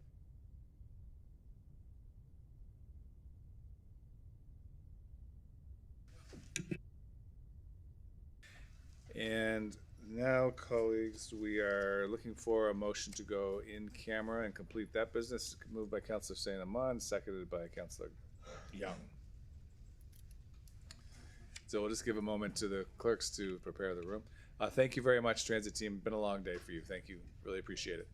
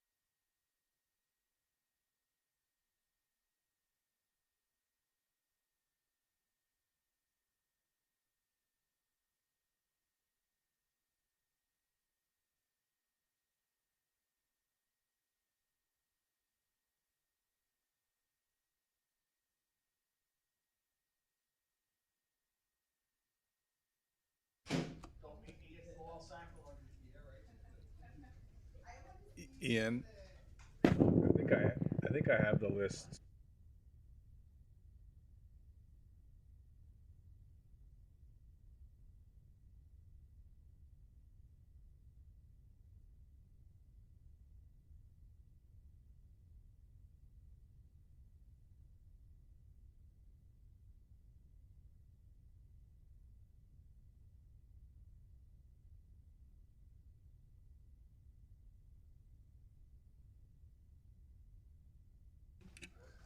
Okay.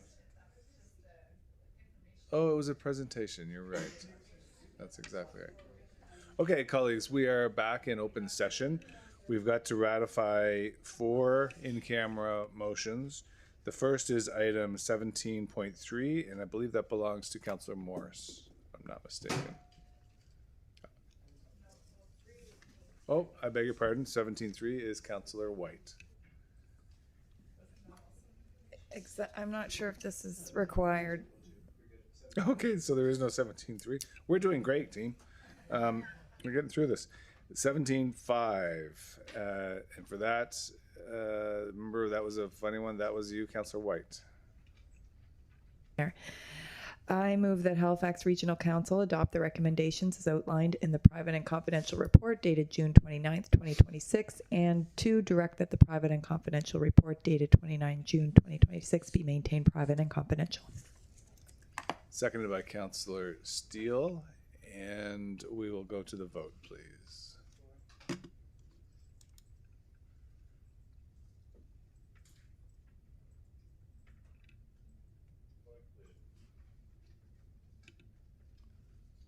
The motion carries. Thank you. We'll go on to 17.6, which I believe was Councillor Hinch.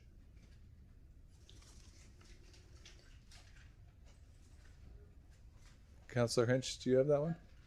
Yes. Okay, that's all right.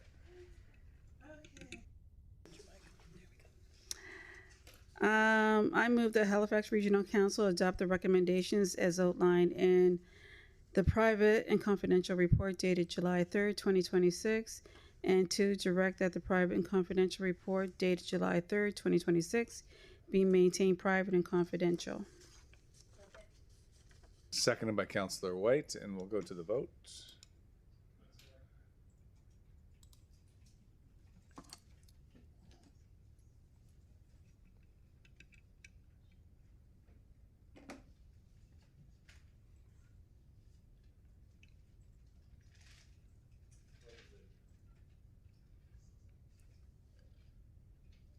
The motion carries, and we will carry on to item 17.7.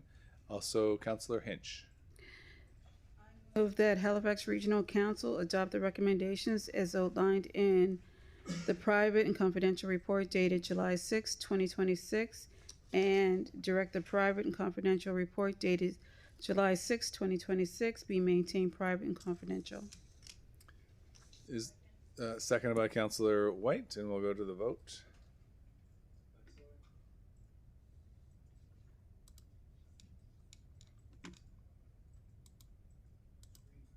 Oh, there it goes.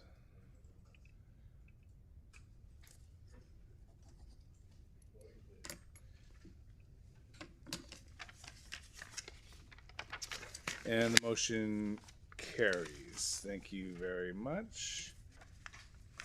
That brings us to notices of motion, item 19.